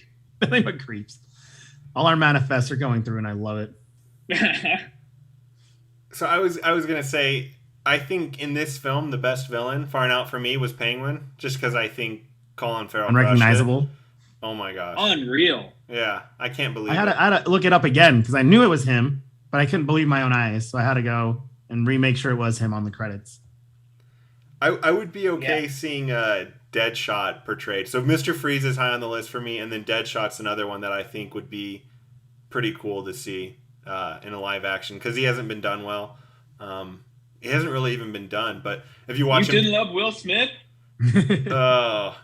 No, sorry, I'm not. I'm talking Slade Wilson. Sorry, Slade. I didn't mean to say Deadshot. I meant to say what's his character name? Slade. What's his character name? Flippin' lips. I can't remember. It's Deathstroke. Deathstroke. Thank you. Yeah, he's in the live action Titans though. It's really good. They do really good with him on the live action Titans. He would be cool. Deathstroke would be cool to see in a cinematic universe, I think. Especially if you made him like a grittier, kind of how Batman's like grittier. You know what I mean? Like he's not a ninja assassin. He's someone who just he's not that in this one. It would be cool to see if you could twist Deathstroke to be that same kind of thing.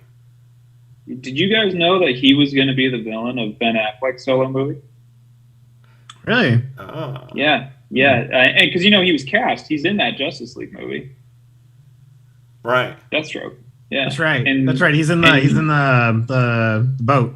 It's that nerdy. He's in the boat, and he's in the Snyder cut too. But anyway, yeah, he was going to be the villain for Ben Affleck's solo Batman movie before that whole thing went down, and we got Robert Pattinson. I'm always curious how that would have been because Ben Affleck as a director, I liked The Accountant a lot. I think he can do a good job. Argo was great. Argo, man. Argo was amazing. I love Argo. He co-wrote Good Will Hunting. I think he just sat in there and dotted some I's and crossed some T's. Yeah, he got high most of the time. Matt Damon did all the work. I watched that Family Guy episode. Yeah, good. I know you exactly. Can you put my name on there? Yeah. We got any more pot? I mean, he's good though. Is all my whole point was. No, it would have been interesting. Good. And he's a fan. Anytime a fan does it, like Kevin Smith, when a fan really loves it, they do a good job because they pour passion or they put what's not needed. And sometimes when they have a good say, like he was so powerful at the time that he could have a lot of editing rights. So they wouldn't have done it. They wouldn't have like chopped it up and ruined it. They would have let him have more say in the movie. How different would the DCEU be if Matt Reeves had started with, like, let's say this was the movie that came out first. They hadn't made any DCEU films, and this was the first film that came out. What in the world, guys? What? Just as a hypothetical, I got to know my what if. Well, the world would be in a better place. Gas would be cheaper now. Gas would be cheaper. Putin would not be in power in Russia. Korea will be one nation. Exactly. I imagine Donald Trump would never have gotten any power, and he would have just stayed on The Apprentice, or The Apprentice would have gotten canceled. Even better.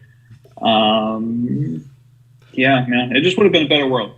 So here's a question for you on that same note. If you could go back and let's say you could restart the DCEU, but from this point, like you can flashpoint it, or you can flashpoint Star Wars and have it start with the Mandalorian. Which would you pick? Oh man, because even you have to admit, Sam, that like I know you like The Last Jedi, but The Rise of Skywalker is. Have we talked about this? No, and I don't want to do too big of a tangent, but I'm willing to go down that rabbit hole real quick. If like The Rise of Skywalker was maybe the worst movie I'd ever seen in my life. That hurt me so much. Like I didn't stop thinking about it for like days. I'd lie in bed and think about how bad a movie that was. And so I would say because now I have the Batman and the potential for DC is looking good. You know, Discovery's come in saying we're going to do a Superman movie. You know, Flashpoint's never coming out. I would say that I would Flashpoint or reset Star Wars because to me that's a place of much less hope right now. I don't know. Wataki's taking over. I believe in him. He is? Yeah, he's taking over the next 3 movies in 5 years, whenever they... If those movies ever get made, you know, Disney has this whole history of firing directors. Yeah. And how much say they're going to give him. But, I mean, he directed 2 Mandalorian episodes, right, Jay? And they were great episodes. Yeah.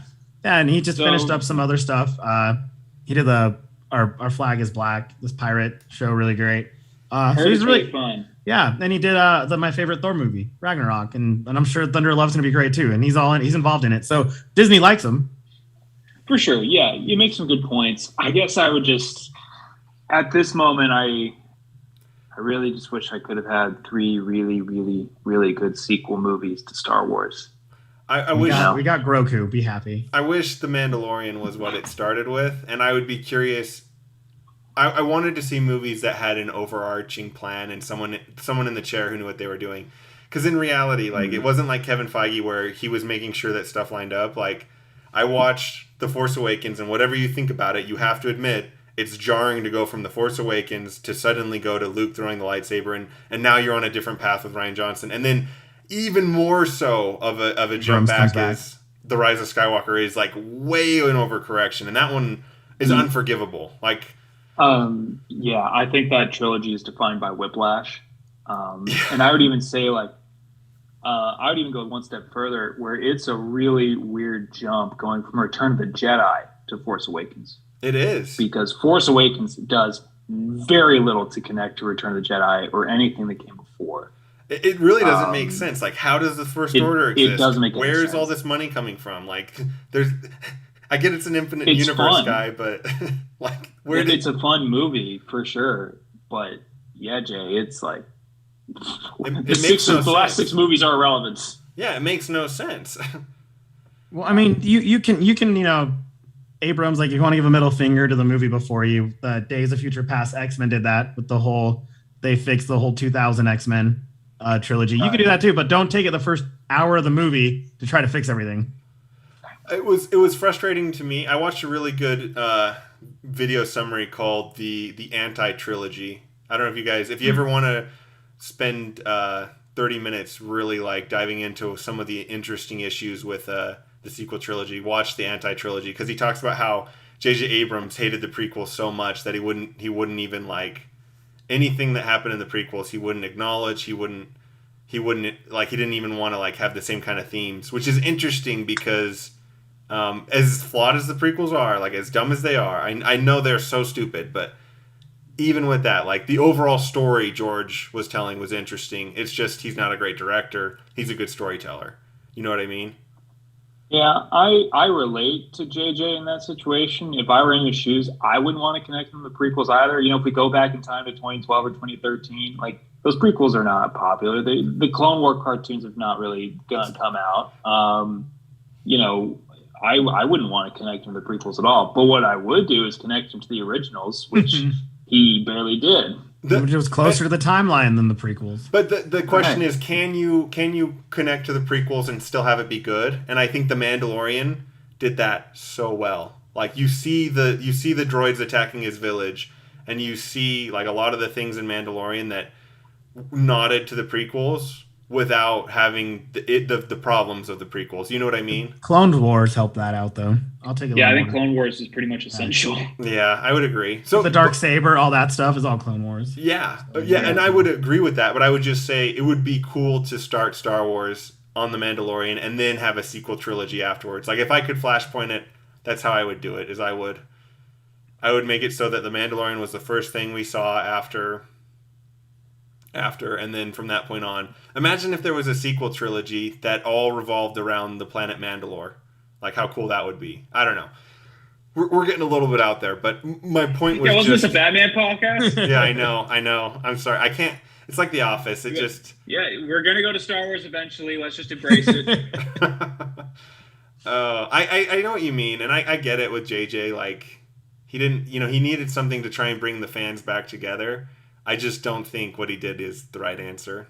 Well, he also did that with the Star Trek stuff too, so he thought it worked once. So he's like, "I'll do it again." Yeah, that Star Trek trilogy failed in the end, though. It had two. But the first one was massive. The second one was pretty good. Second one's awesome. The first one was great. Yeah, I love the first one. I like what they did, different timeline, all that stuff. I was like, great, do it different. I know the story. Yeah. I'm one of those. I'm like, I don't need to hear the story again. Give me something else. But he has an issue with where he sends the trajectory. Like, so think about the second Star Trek. It doesn't, suddenly because of the technology he's introduced, it doesn't fit well in the universe.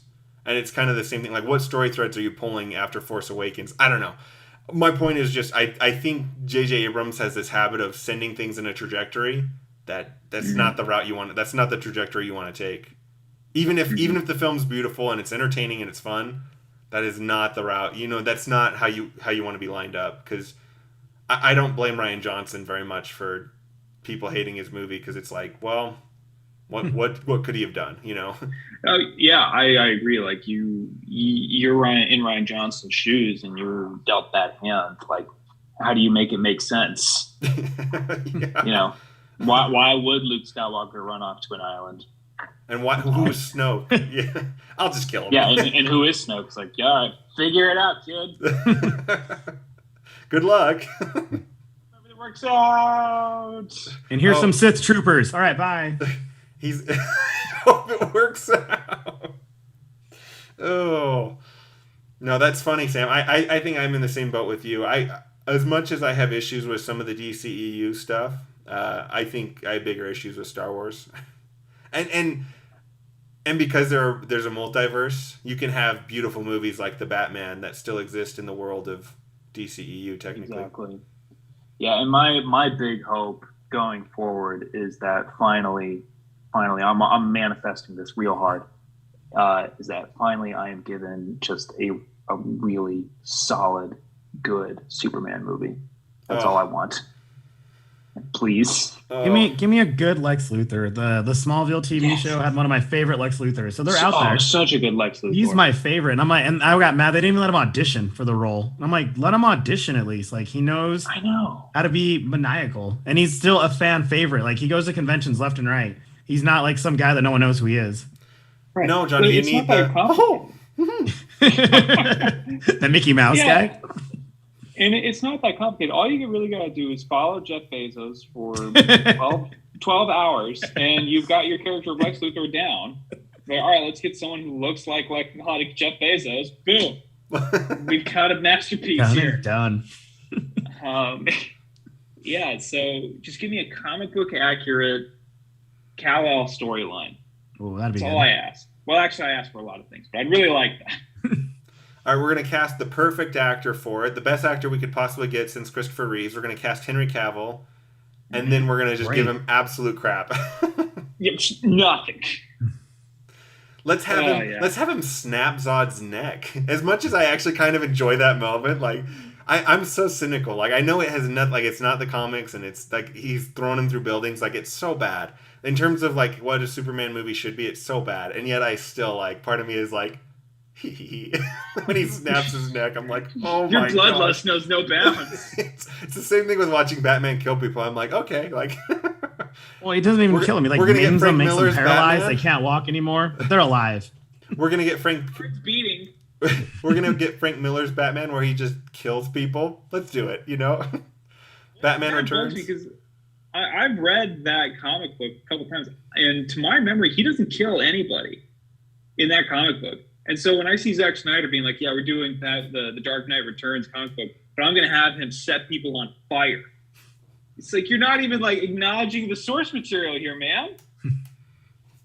I think it drives me nuts. I'm trying to remember. I thought he killed the Joker. Maybe that's just in the cartoon, not in the actual comic. He paralyzes him. Oh. Yeah. And then I know there's That's why I that made the famous joke scene about where he just paralyzes people. The Joker's burning, and he looks over at him, and his corpse is like completely burned, and he's like, "Stop laughing." Such a good scene. Yeah. I love that moment a lot. Yeah, he paralyzes him, and then the Joker commits suicide. Okay, yeah. Thank you. All I can remember is him being on fire, and I'm like, didn't Batman get him there? Yeah, man. I love both that comic book and that animated movie a lot. It's an interesting concept. So I know a lot of people nitpick on Christopher Nolan's because technically Batman kind of kills people at times. Like there's a few scenes where you watch it and you're like, yeah, he does. I think that person's got to be dead, right? Like Threw him off a 40-foot like building. that- He's not gonna. That guy's 9 out of 10 dead. Yeah, she's dead. This isn't Princess Bride where it's like they're mostly dead. He's dead. Batman Begins, he does the whole loophole where he's like, I don't have to save you. So, loophole. But there are And, other scenes where you know that he just killed someone. Like, Well, I mean, he kills Harvey Dent. yeah, totally pushes him off the thing. The Joker can't fall from a building. He's not okay with that. But Harvey Dent, he's like, eh. Right. And then, does he kill anybody in The Dark Knight Rises? He kills Talia. He rams his car into hers, and it Oh, breaks yeah, her. he shoots a missile at her. Yeah, and she dies. No, she survived it. No, she's like, Like, you guys shot this in, like, what, 20 minutes? can we make the That's actor good just... for our climax. Now, she's a pretty good actress, right? Oh, she's phenomenal. Well, just go with your gut on this one. She just kind of like... We're only going to do, like, 1 or 2 takes. It's cool. And take the weirder of the two takes. Like, if there's one that's kind of cliche and one that's really weird, do the weird one. Let's do the really distracting one where she's really, like, this masterful actress is just, like, warming up. We're going to use that shot. She's warming up. Oh. But yeah, I don't know, when you look at the ending of The Dark Knight, though, like, when he kills Harvey Dent, I like that element of it in that it's such a tragedy because Batman does end up breaking his one rule to save a child. And, I think in that one aspect, it works really well. It doesn't work when Ben Affleck's like, I believe you. And then he shoots a gun to light a man on fire. My biggest issue with that one was when like the dudes throw off the back of their SUV and they start shooting him with a minigun, and he's like, you know what, I have some guns too, and he just pushes a button and it blows up. And Zack Snyder came out and he's like, we really wanted to just be manslaughter, not murder. And I'm like, that's not manslaughter, dude. Like, Look, I'm no lawyer, but that is 10 out of 10, not manslaughter. he's dragging the car behind him, and That's second-degree murder. yeah. Worse. And very possibly he was premeditated in killing those guys. He was really down to do it. Oh, Johnny, what's your take on Murder Batman? Are you okay with him killing, or do you hate, or His number one rule is no guns, so he can kill all he wants. It's not with the gun, but it's back to the Watchmen, right? When Rorschach crossed the line of saving a little girl and he finally got to him. That's when they become the anti-hero, right? When they kill people. So I'm not against it. Batman is technically an anti-hero. Any way you want to put it, he's a little darker. But that never bothered him. I mean, what is he going to do? Let someone... You can't prevent everything. Like if they're fighting on a rooftop and someone gets hit and falls, he's going to die. Okay. It's morbid, but whatever. I You saw guys are so cynical. Where's your love of heroes? I saw a funny meme where Batman is like crushed in the corner. He's like, "Fear is my best weapon," and he throws a battering into someone's neck, and the person's like, "Ah!" and he jumps out and goes, "Boo!" Oh, that's dumb and funny. That's why it works. They're just sleeping. Yeah. Oh yeah, I remember that YouTube video. That's funny. Yeah. Okay, so I agree with you. Curious about the sequels. I guess let's start wrapping up. Any final thoughts, guys, as we kind of start to wrap this up? What are your So, final Sam, thoughts? out of 10, what do you give this? We like to give it a rating. I give it a 9 out of 10. Oh, good. Bird, where are you at? Probably an 8. Yeah, I'm If with The you. Dark at Knight eight. is a 10 out of 10, this is an 8. I mean, 8 for us lately is really high. We've Yeah. not been thrilled about movies the past, 2 years? So, Yeah. Homecoming yeah, man, was I relate to you there. really good. yeah, that's the No Way one. Home, That was sorry. the one. No Way Home has been the last movie that I really before this that I was really into. Yeah. I was actually talking to my brother about this movie compared to No Way Home because I give both of them 9 out of 10. And I think No Way Home and the Batman are the inverse, where No Way Home has like a really silly beginning that doesn't make a whole lot of sense and then ends phenomenally. Just Beautiful. the best ending imaginable. Whereas this has the perfect beginning, so good, and then the ending does not quite stick the landing. Yeah, the concept of a spell that goes wrong and starts pulling people in that know Peter Parker, just there was something about that was kind of silly. What would have been more interesting is like if Peter Parker was being driven to jail because he was going to be arrested or whatever, and he escaped and quickly went to Doctor Strange and is like, "Can you get me a way out of this?" You know, like. Yeah. And then Doctor Strange is like, "Well, I have a spell where we can make everyone forget." And then the multiverse splits because Loki's doing something. You could have done it so much better than just, "I'm distracted, so the spell's getting out of I want to control." get into MIT. Yeah, exactly. The whole thing, like, getting into MIT was stupid, and then, like, the spell going wrong because he was distracted. I'm like, that's dumb. Also, I didn't believe that Doctor Strange would agree to do this. Right. It's like, I'm going to brainwash the world for you. I just don't believe that any Doctor Strange. If we're doing like alternatives here, I think that it would have been more compelling. Of course, I'm a professional writer, so I know what the hell I'm talking about. But I think it would have been more compelling if Doctor Strange did it out of like ego, like he was frustrated because he wasn't the Master Supreme, I think is the title. Sorcerer. The head wizard. Sorcerer Supreme. Yeah, that's it. And so he did it as like just out of pride, more than I'll do you a solid, kid. Let's I got your back. brainwash everybody. Yeah, this one's on the house. Imagine if Peter gets a life sentence though, and I don't know. I just think you could make it more. There's a way to do it, and getting into MIT was not the way. That's right. Especially because it was so unbelievably stupid. Because it's like, dude is best friends with Pepper Potts and Happy. Like MIT's gonna take him. Are you kidding me? Yeah. One phone call. There's that. I mean, look. As we said at the beginning, I'm trying to get into this Cambridge program for the summer. Am I willing to brainwash the world for it? Maybe, but not enough to go to my wizard friend and risk it. Well, imagine if you were friends with Happy Hogan, how quickly you would get in. It would exactly. Well, that's what can we manifest that? Yeah. Yeah. All right. It'll add it to the list. Isn't there like a Stark scholarship? Like this is a multi-billion-dollar corporation. Like, and wouldn't they like? Peter's a genius. They would put him in. There's so many problems with the beginning of that film that like you almost just need to skip it to where. Maybe not skip it, but go 17 minutes into the movie. It's a lot better of a movie. Like they wanted so badly to get to the point where Doc Ock shows up, and from that point on, the movie is unbelievably good. But I watched the movie a second time in theaters, and I was so bored until Doc Ock showed up. I was so bored, and so like this is ridiculous. But yeah, as far as the Batman's concerned, I give it 9 out of 10. I was thoroughly entertained the whole movie.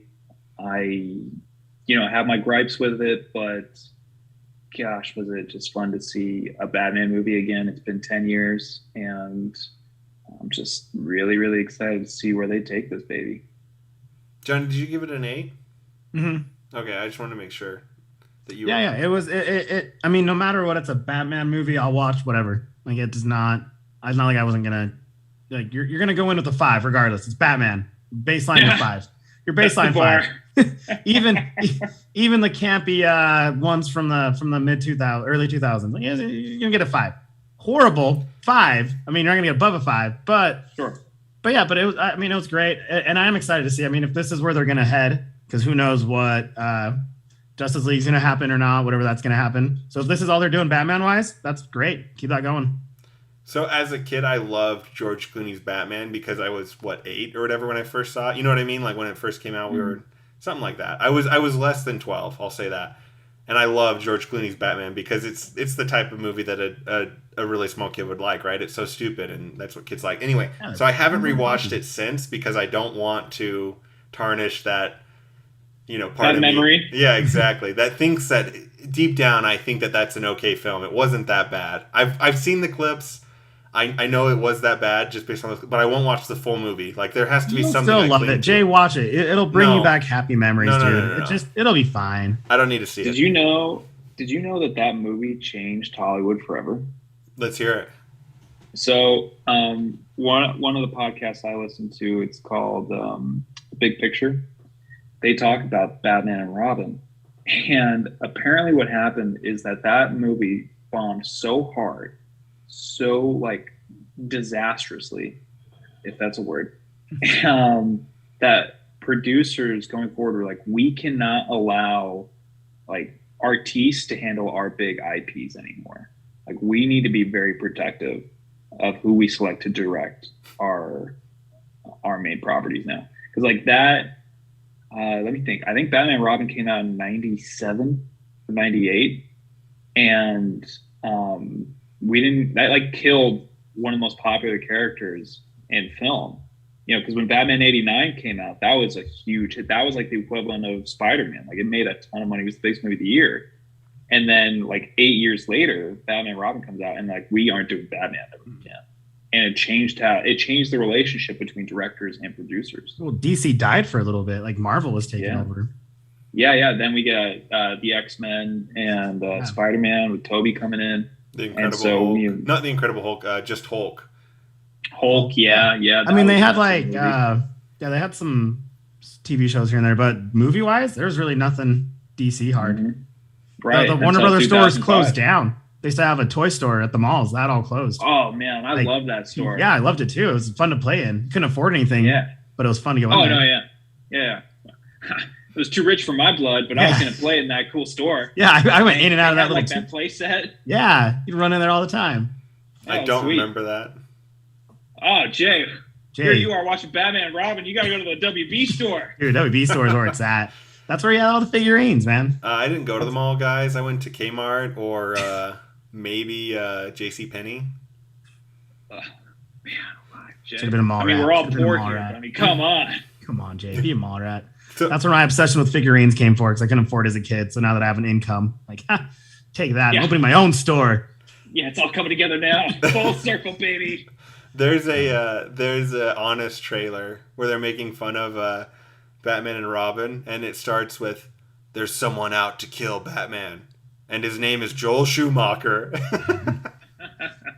It's a pretty great line. Like, you think that he's talking about he says the biggest Batman villain isn't any of the people on film. It's actually Joel Schumacher. Yeah, the greatest Batman villain was Joel Schumacher. And the Joker couldn't do. He killed him. He killed Batman.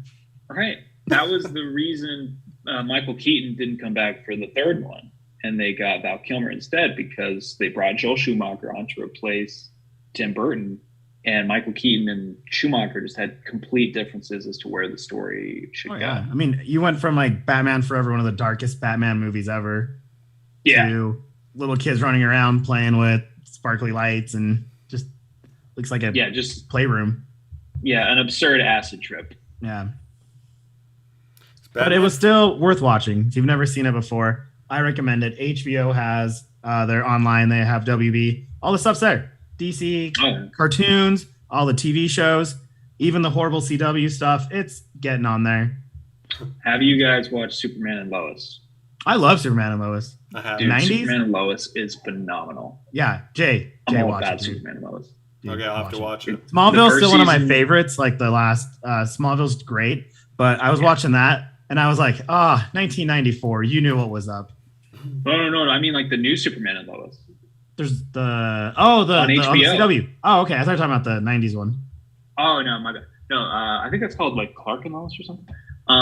But yeah, Superman and Lois on CW / I think they're moving straight to HBO. Okay. Which hopefully more money. It's the Teen Wolf guys in it, Jay. Oh yeah. Yeah, it is the best live action Superman. Really? I haven't even Yeah, bothered. that's my The take. Supergirl was only cool when the Flash was there, so I only watched like a season of that. I haven't watched any of like besides like the first couple seasons of Arrow and the Flash. I've not kept up in CW stuff at all. That's all I so can I do. just I gave up. But I dropped in on the first season of Superman and Lois, and I was like, oh, this is actually like quality Superman storytelling. Okay, I do have before we jump off, since we're still in the Batman stream, what is the best DC show to date? And it can be a cartoon. Live action or animated? Let's do one of each. Okay. That's hard to say because I really like the first 2 seasons of the Flash, but Yeah. then it turned into like a soap opera of high school, a teen drama, and I couldn't do it anymore. But the first 2 seasons with nerdy friends saving the world, man, it was great. I'm gonna go Justice League cartoon because it's emotional and heavy. Yeah. It's heavy. And then I'm not gonna do live action because it's my cast too. Teen Titans Go, funniest crap I've ever seen in my life. Watch clips of it, you'll laugh. Is that the one with Robin who's like obsessed? Yeah, with Robin is just full of himself. My favorite line, I've quoted this like 90 times, but I'll do it 91. He races Kid Flash and Robin. It's all cartoons. Yeah, it's all cartoons. And he's like, he gets his butt kicked by Kid Flash. He trains. They have a whole segment. And he's like, I'm going to beat him this time. You got to believe. And they're all cheering him on. And Robin just whips out a stick, breaks his knee of Kid Flash, and then beats him down the race. And I was like, yes. And that was it. That was the whole episode. And I was like, That's this is really what I good. want. Just a stupid show. But it's my favorite show. Is that the one where like they made a movie and Santa is like chasing them, and so you have like the Teen Titans, normal Robin, and he's Yeah, finding they have the all Teen 3 of Titans them. Go, and then they show like the really dark version, and they're both like super Yeah, he's into it. super emasculated by this one. It's funny. They make fun of themselves like no other. Teen Titans Go. It's hilarious. Have you I watched recommend it, at least Sam? watching YouTube clips of it because the Robin's just full of himself and they get beat up. So it's funny. Have you seen That Teen is Titans really Go, great. Sam? I've seen clips. I haven't watched the whole episode though, but I've heard nothing but good things. Yeah, it's funny. So I would say for me, man, it's tough. But live action, like, I mean, the first couple seasons of Arrow are hard to beat. They were good. Yeah, those first 2 are really good. But I gotta say, man, Superman and Lois. Really, I gotta I think see it I now. gotta go with it. I agreed with like almost everything you said, so I like this recommendation. Thank you. Yeah, I haven't seen any of the second season yet. I'm waiting for it to go on streaming, but it was a real breath of fresh air. And maybe there's some recency bias in there, and I'm probably going to come up with another answer in like 2 hours while I'm lying in bed. So it goes. But yeah, live action. I think I gotta go Superman and Lois for TV shows, and then for animated, I mean, come on, I gotta go Batman the Animated Series. Like that was a staple of my childhood. And it led to everything else. It led to the Superman animated series. It led to the Justice League cartoons. That is the OG. And so Kevin Conroy, Mark Hamill, like, how could you not? Top 3 Joker, I'll still say. Oh, hands down. Mm-hmm. So, is that so? For Johnny, I think it's Heath Ledger, then Jared Leto, and then Mark Hamill, right? Of course. Well, Leto, and then Leto, and then Yeah. Ledger. yeah, get it right, Jake. Oh my gosh. Jay, Jared Leto. that's blasphemy. Give me back your nerd card. Hey, I accused you. Sounds like someone's been a big fan of Morbius lately. Oh, best movie ever. I won't even Still go haven't watch seen it. I'm like, I can't spend money on it. Oh, I'm not. You know how much movie tickets are here? See a movie in IMAX here is $30. Oh I wow. don't know how I convinced 14 people to come with me to see Batman for $30. So how much money was that? That would have been like $450 you were walking around with. like, man, I think it was like 250. Okay. 250 to 300. Yeah, it was a wonderful like 16 hours of my Venmo account just filled with cash. Yeah, Should have faked your own like, death.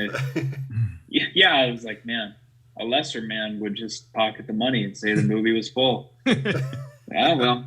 And I already spent your money. He's like, oh man, my bad. There was a glitch in the system and the money's gone and there's no receipt. I don't know what to tell you, folks. We can try again. On a Tuesday when it's half off. So I haven't got to do mine. Here's the thing. I don't really care for any live action DC at all. Like, I like the very first season of Flash is pretty good. He bobbles his head like none in, and that one girl who's married to Ronnie, like when my husband Ronnie died, it's like, okay, every episode. All I can remember is Flash, though, in terms of names, it's been years. But so I'm going to do 2 cartoons. So I'm going to do the one with Johnny. So there's Justice League and Justice League Unlimited. That's really just one cartoon, if we're being honest. Yeah, pretty much is. But then the other one is Batman Beyond is my favorite good, man. show. It's a good pick. It might be, other than maybe Avatar The Last Airbender, I think Batman Beyond might be my favorite cartoon in general. Like, I just love the idea of old man Bruce. It just warms my heart. Mentoring Will Friedle's Terry McGinnis. Question for you then. Are you aware of the 2 different versions of Batman Beyond Return of the Joker? No, I thought there was only one. There's 2 versions. There isn't a big difference to it, but what happened is they made a PG-13 version, and then someone will correct me if I'm wrong here, but as memory serves, there was a mass shooting, and so they were like, we can't make this violent kids movie after this, and so they altered it. But the big ending, or the big change up, was that flashback with Batman trying to rescue Robin, in which you see Robin getting tortured, and the way the Joker dies is different. He doesn't get electrocuted. Doesn't Robin shoot him? Robin shoots him. Okay, yeah. So I did know there were 2 versions. I actually didn't know the electrocuted one. I've only known for whatever reason, I've only known the shoot. At least that's the one that I remember is him getting, he's hypnotized to shoot Batman, and he starts shaking. Right. And then he shoots Joker, yeah. And it starts weeping. Totally brutal, dark scene. But yeah, the originally released version is the Joker slips on some water and electrocutes himself. Not nearly as dark. Not nearly as dark. Or as good, in all honesty. Yeah, it's a lot less compelling. Yeah. So, yeah, I didn't know about this PG-13 version until I think I was like the movie came out when we were like, what, 10? Yeah. And I didn't know about it till like early high school. My favorite scene of that whole film is Joker and Batman are fighting, and Joker's winning, and then Batman just knees him right in the gonads. And Joker goes, "What are you doing?" The real Batman would never fight like this. It's such a great... It's so funny to me to just have Terry McGinnis just be like, you know what, screw it, I'm going to fight dirty. Yeah, I'm just going to be a real dick right now. Forget the honor or anything else. And then he starts, the ending of that film is so great where he starts laughing at the Joker. I don't know. Talk about phenomenal. That one would compete with Mask of the Phantasm, and same with the Dark Knight Returns. Those 3 would be the 3 that are in... I mean, Killing Joke isn't even in that top 3 for me. It would be those 3 competing. Yeah. Or the Red Hood. That's a good one, too. The Red Hood's great. And the Dark Knight Returns is really good, too. I'm only going to end it on this. The only live action theatrical that I want to see is Zatanna, and I'll be happy. Give me a real, not a TV. She's been on like the TV shows here and there. It's the only one. She was on the animated series. Harley Quinn came out of the animated series, right? Sure. So she's the only one that I want to see. Just Who would want you that out cast? for the universe.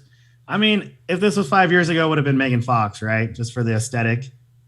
She does look like her, yeah. Yeah, but now give me someone new. No one thought Zoe Kravitz was going to be Catwoman 5 years ago, right? And That's destroyed it. So give it a few years, maybe Maybe J-Law, Jennifer Lawrence might pop out. No, really wouldn't work. That wouldn't work. I didn't like it. Nah. Take it back. Take it back. Take it back. Cut that Yeah, out. cut that. Jay, edit. Could Megan Fox not still do it, you think? I think she still She could, but she's been kind of like... Been acting? No, she's been out of it. And it would have been right after the Transformer era where she would have to like... This would have to be a thing. Okay. I see what you mean. Like, make someone's dreams come true. Give them a big... Yeah, there's a ton big out movie. there.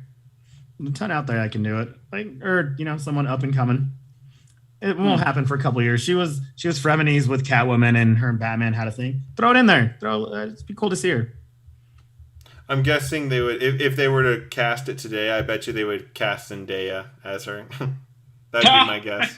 I don't agree with That'd that. be cool, though. I don't. If they want to make money, yeah, they should. Yeah, that'd be great. I mean, I think I don't know. or her as Poison she's in Ivy, man. everything. Throw it all down. That would be great. cool. Her as Poison Ivy would be legit. Yeah. Have Tom Holland play Nightwing. Oh, now you're just making my dreams come true. That's my favorite all-time character. I would be okay with the girl in the Hawkeye series, Haley Okay. Steinfeld. Haley Steinfeld. She'd have been Yeah, a cool that could work. Zatanna. She would look like her. She'd be really good. Yeah. I mean, it's not only the aesthetic. I mean, it's not like aesthetic is everything. It's just, you got to have that persona of you can wield magic. That'd be cool to have in the new movie too, show legitimate magic. She's a good actress, though. I liked her in Hawkeye. She's good. Great. She's funny. Yeah. Cast Billie Eilish as Harley Quinn. I was gonna say 2.0. Zatanna. All right, who's not going to be in this movie? Yeah, serious. Jay, stop manifesting people. Stop it. For my dreams.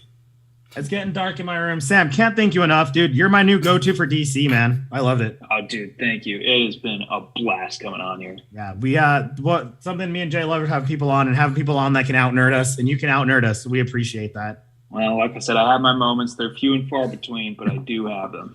Yeah, because me and Jay pride ourselves on we know we hate the fight of do you like DC or Marvel more? Like we like both, but we will deep cut Marvel DC all day. So anyone who can hold their own with us, we keep it. That's Han Solo. Oh, man. Leia's talking to Han Solo about moments, and you do have them. Well, yeah, in a lot of ways, I am Han Solo. Yeah. I can see, yeah. You do look like Han. Yeah. Oh, that's the nicest thing anyone's ever said to me. Get this guy a black vest. Let's go. We got this. I- White shirt man. vest. The real question is, does he look more Harrison Ford or more like is it Aaron? Oh no, dude. What's They're both. the new Harrison Solo? Ford, man. Yeah, he has the better the look. He has the look of a man. Who's better looking in terms of pure looks? The new Solo, Han Solo, or Harrison Ford? Harrison Ford's a man, Harrison dude. Ford, man. Yeah, he's a man. I actually didn't hate his performance. The new Solo. I can't remember his name right now. No, I didn't either. Whatever. Alden Ehrenreich. Thank you. Yeah, I was gonna say Aaron Eckhart, and I'm like, I'm really stuck on Batman. That's Two-Face. Yeah. No, but you kind of look like the new Solo guy. A little bit. Oh, thanks, man. Yeah. Well, I've tried to curate this whole persona that just emanates Harrison Ford ambiance. Yeah. It's like a guy that pretends he doesn't care, but deep down he really does. cares. He's ruggedly handsome, charming rogue. I really my like nerf herder any day. I like the turn this podcast has made. Like every podcast, we bromance, no matter Yeah. what. Yeah, this is my new favorite podcast. Now you guys compliment me. Oh, Jay, you look like a Thor. Are you Thor, Jay? Are you the new Thor? Great beard. Oh, Johnny, you look like Ben Affleck there in the dark. Yeah, the darker it is, the You more know? like Affleck I look. It's crazy. It's only slightly intimidating. That's how you know it's a great cast when we start in the daylight, end in the dark, because we are vengeance. I was gonna say, Oh, man. your Batcave Perfect. is really coming to fruition, Johnny. It's really Manifested it. Really just set up lights. Oh, All right, Knights, let us know what you think. Please troll us because Sam's going to comment back on everything we missed on and everything you said we did wrong. He'll comment back and troll you right back. Come at me hard. Follow me on Instagram at International Man of Mystery 94. Ooh, yeah. We'll tag you on that. This will drop on YouTube, Instagram, Shorts. We're getting a handle on everything. we started to do like mini shorts of the cast, so we'll keep an eye out for those on YouTube, just so you And can we'll get drop the little full flavors. one for fun. Yeah, you'll get the full version, but then you also get like the little flavors, the little good stuff. Is Comment that on only everything. for Patreon supporters? No Patreon, not yet. We'll Oh, get not there, yet. though. That's next step. Yeah, we'll get there. Get to buy one of Jay's huge shirts on the cast. Ooh, it's gonna go big. Oh, dibs. Oh, all right, Knights. What did you think of the Batman? Let us know in the comments below, and we will see you on the flippity flop. Flippity flip.